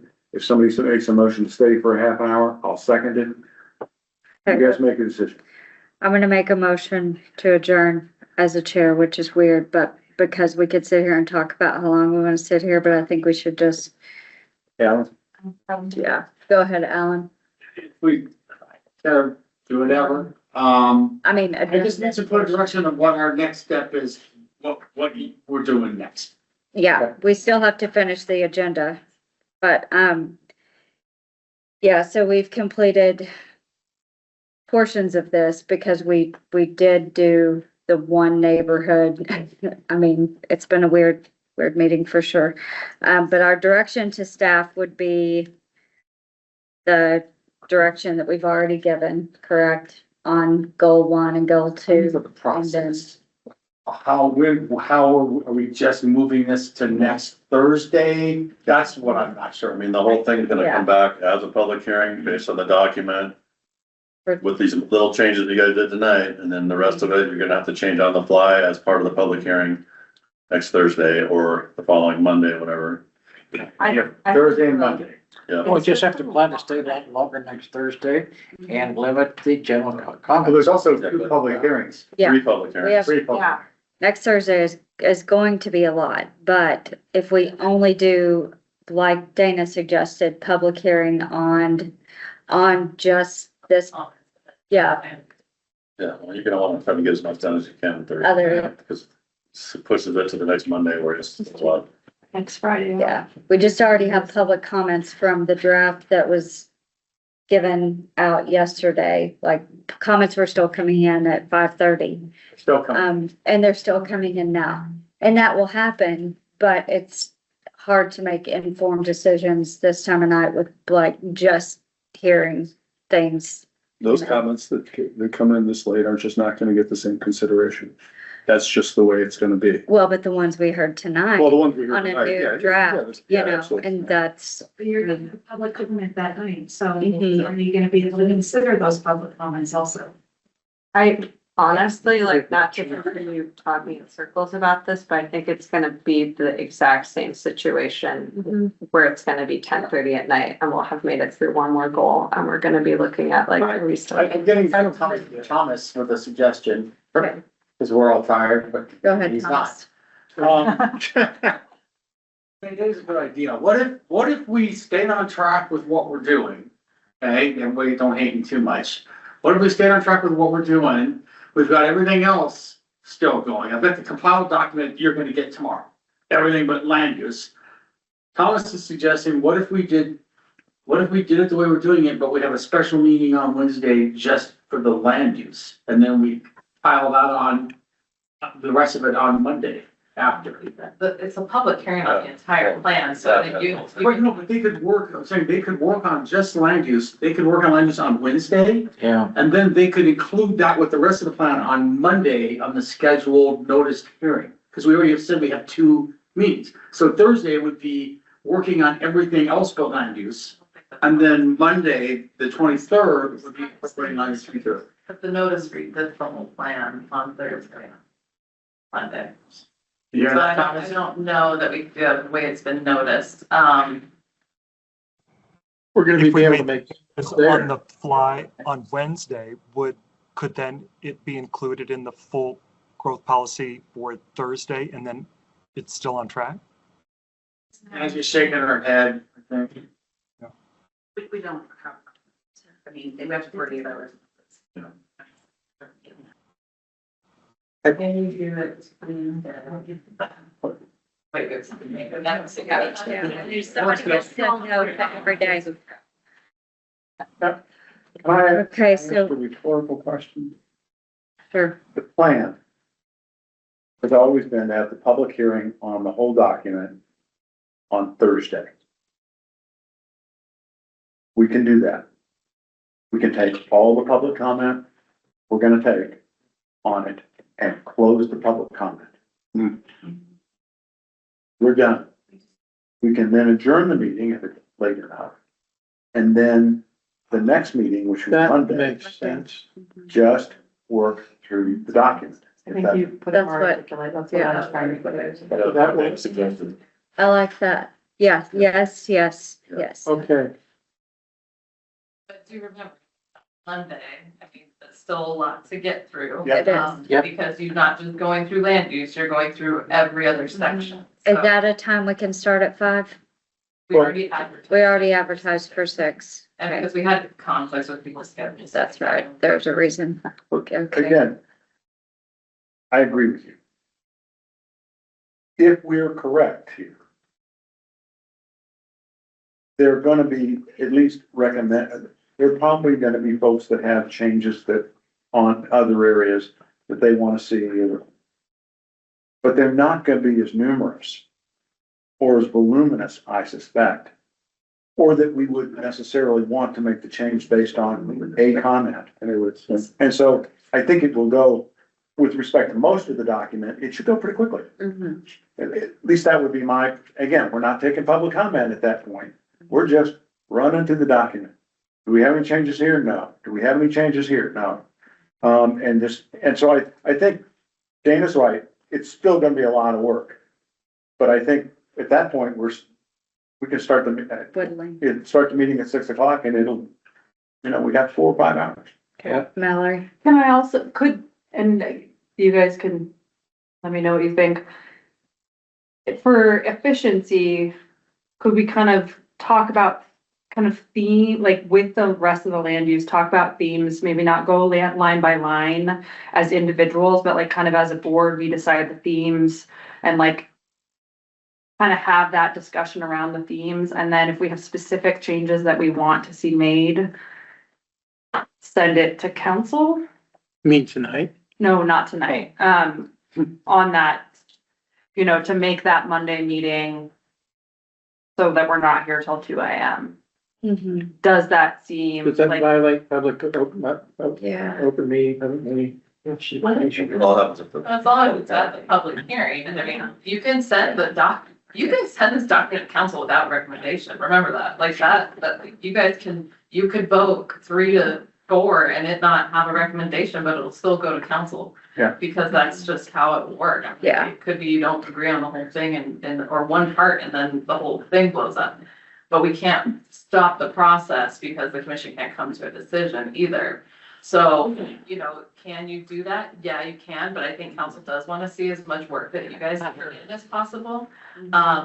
Like I said, I think it'd be good for each of you to think about like what sections you continue to hear public comment on. It might be, like I said, prioritize on that Monday, land use first, economic development. This is just from me, from what I'm hearing from the public. Yeah. Land use, economic development, housing, maybe transportation, mixed use is kind of all throughout there, so however that might flow through, but your big topics are land use, mixed use, and, I think those transportation, economic development maybe, but I think there's sections like hazards, you guys went through that significantly. You went through public facilities significantly, you made changes.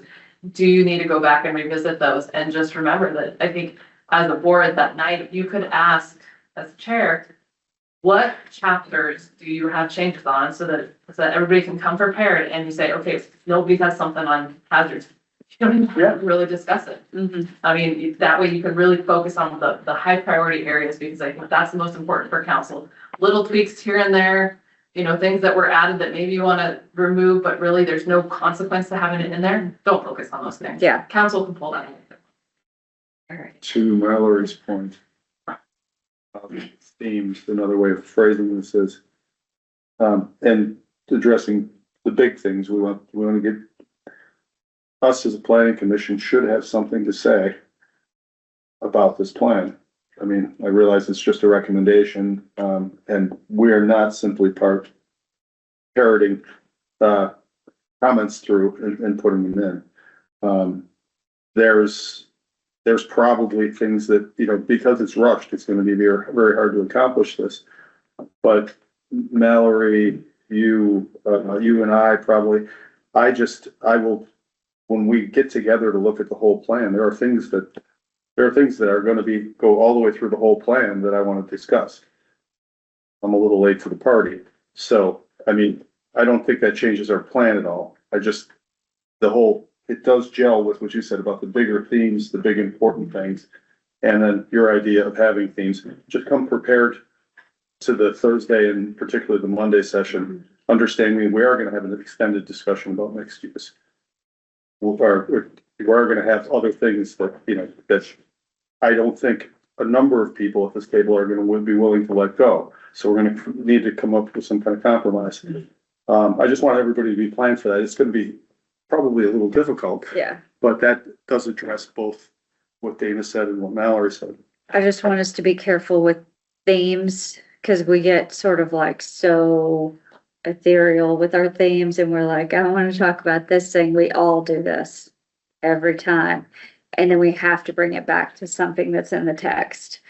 So maybe let something that's in the text drive a theme discussion and then bring it back to the text. Because we're not gonna have, yeah, we're not gonna have time to do themes. How tired is your arm, Alan? I'm really trying to speak, I'm really Go trying ahead. to slow down. Yeah. So tomorrow, you're gonna get the whole draft. I've just gotta work with. I'm so tired, I forgot your name, Michelle. I'm so tired, I just forgot. What's her name? I have to work with her, what's her name, to have her help me with the agenda items that we talked about in the morning. I've already got almost everything done. You can have that. What I'm thinking, here's a question for Thomas, if you're listening, Thomas, is you just watched me redline everything else. There's just that last bit of language for the urban, I can't remember the name of that anymore. Heritage.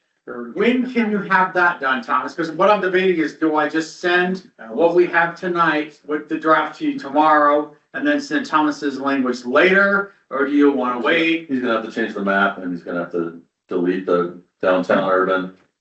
He can do that tomorrow. So what does that look like if you get another? Alan, I can have that tomorrow. Wait, what's that? You can have it tomorrow. What time tomorrow? What time do you need it? 4 PM. You can have it. You'll have it earlier than that, yeah.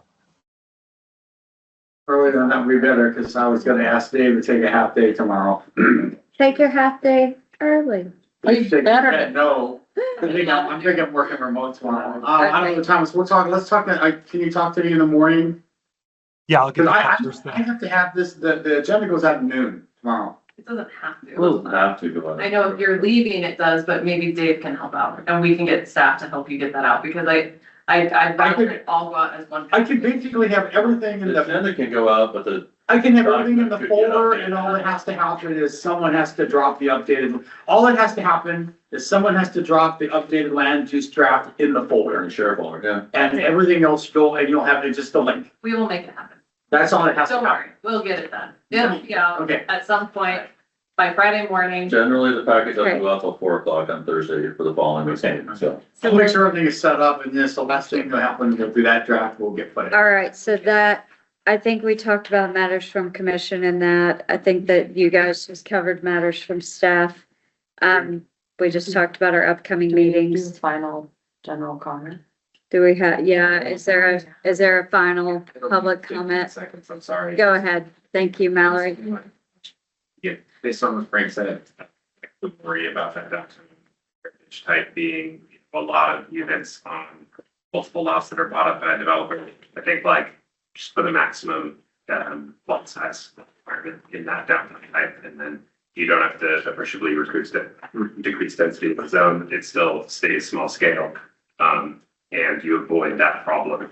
But Yeah, I'm sorry. I want to hear what you have to say and I couldn't quite hear all of it. oh, okay, I was just basically saying, consider a maximum lot size requirement for that entire zone.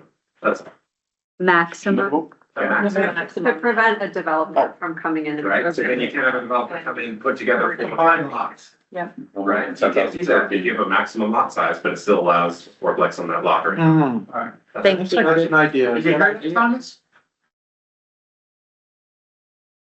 It's a zone. We're gonna take a last comment from You did hear you. that? Something we'd already talked about. It's not about Okay. The zoning. We have one more public comment we're gonna take before we all get too wild. Go Before we ahead. all get pizza and drinks. Thank you for your service, everybody. I know how hard this kind of stuff is. I used to work at a city, so I get it. I just wanted to comment, a lot of the neighbors were talking about the quality of downtown, and I do want to agree. When I come into town and I hit about Fifth Street, it's this feeling of, this is what's special about Whitefish. So you don't have to live there to have that feeling and to value it and to treasure it.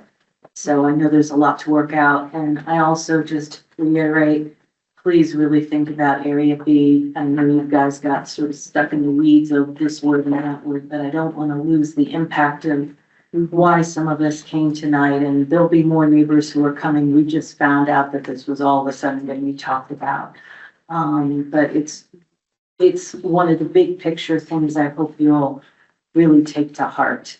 In addition, because we have that other building that maybe 500 people right nearby that's coming in. Thank you. It's really important. Thank you very much. Thank you. To do All right. Is there an online Oh. presence? General General Comment. comment online? Going once, going twice? No one has their hand? Okay, if not.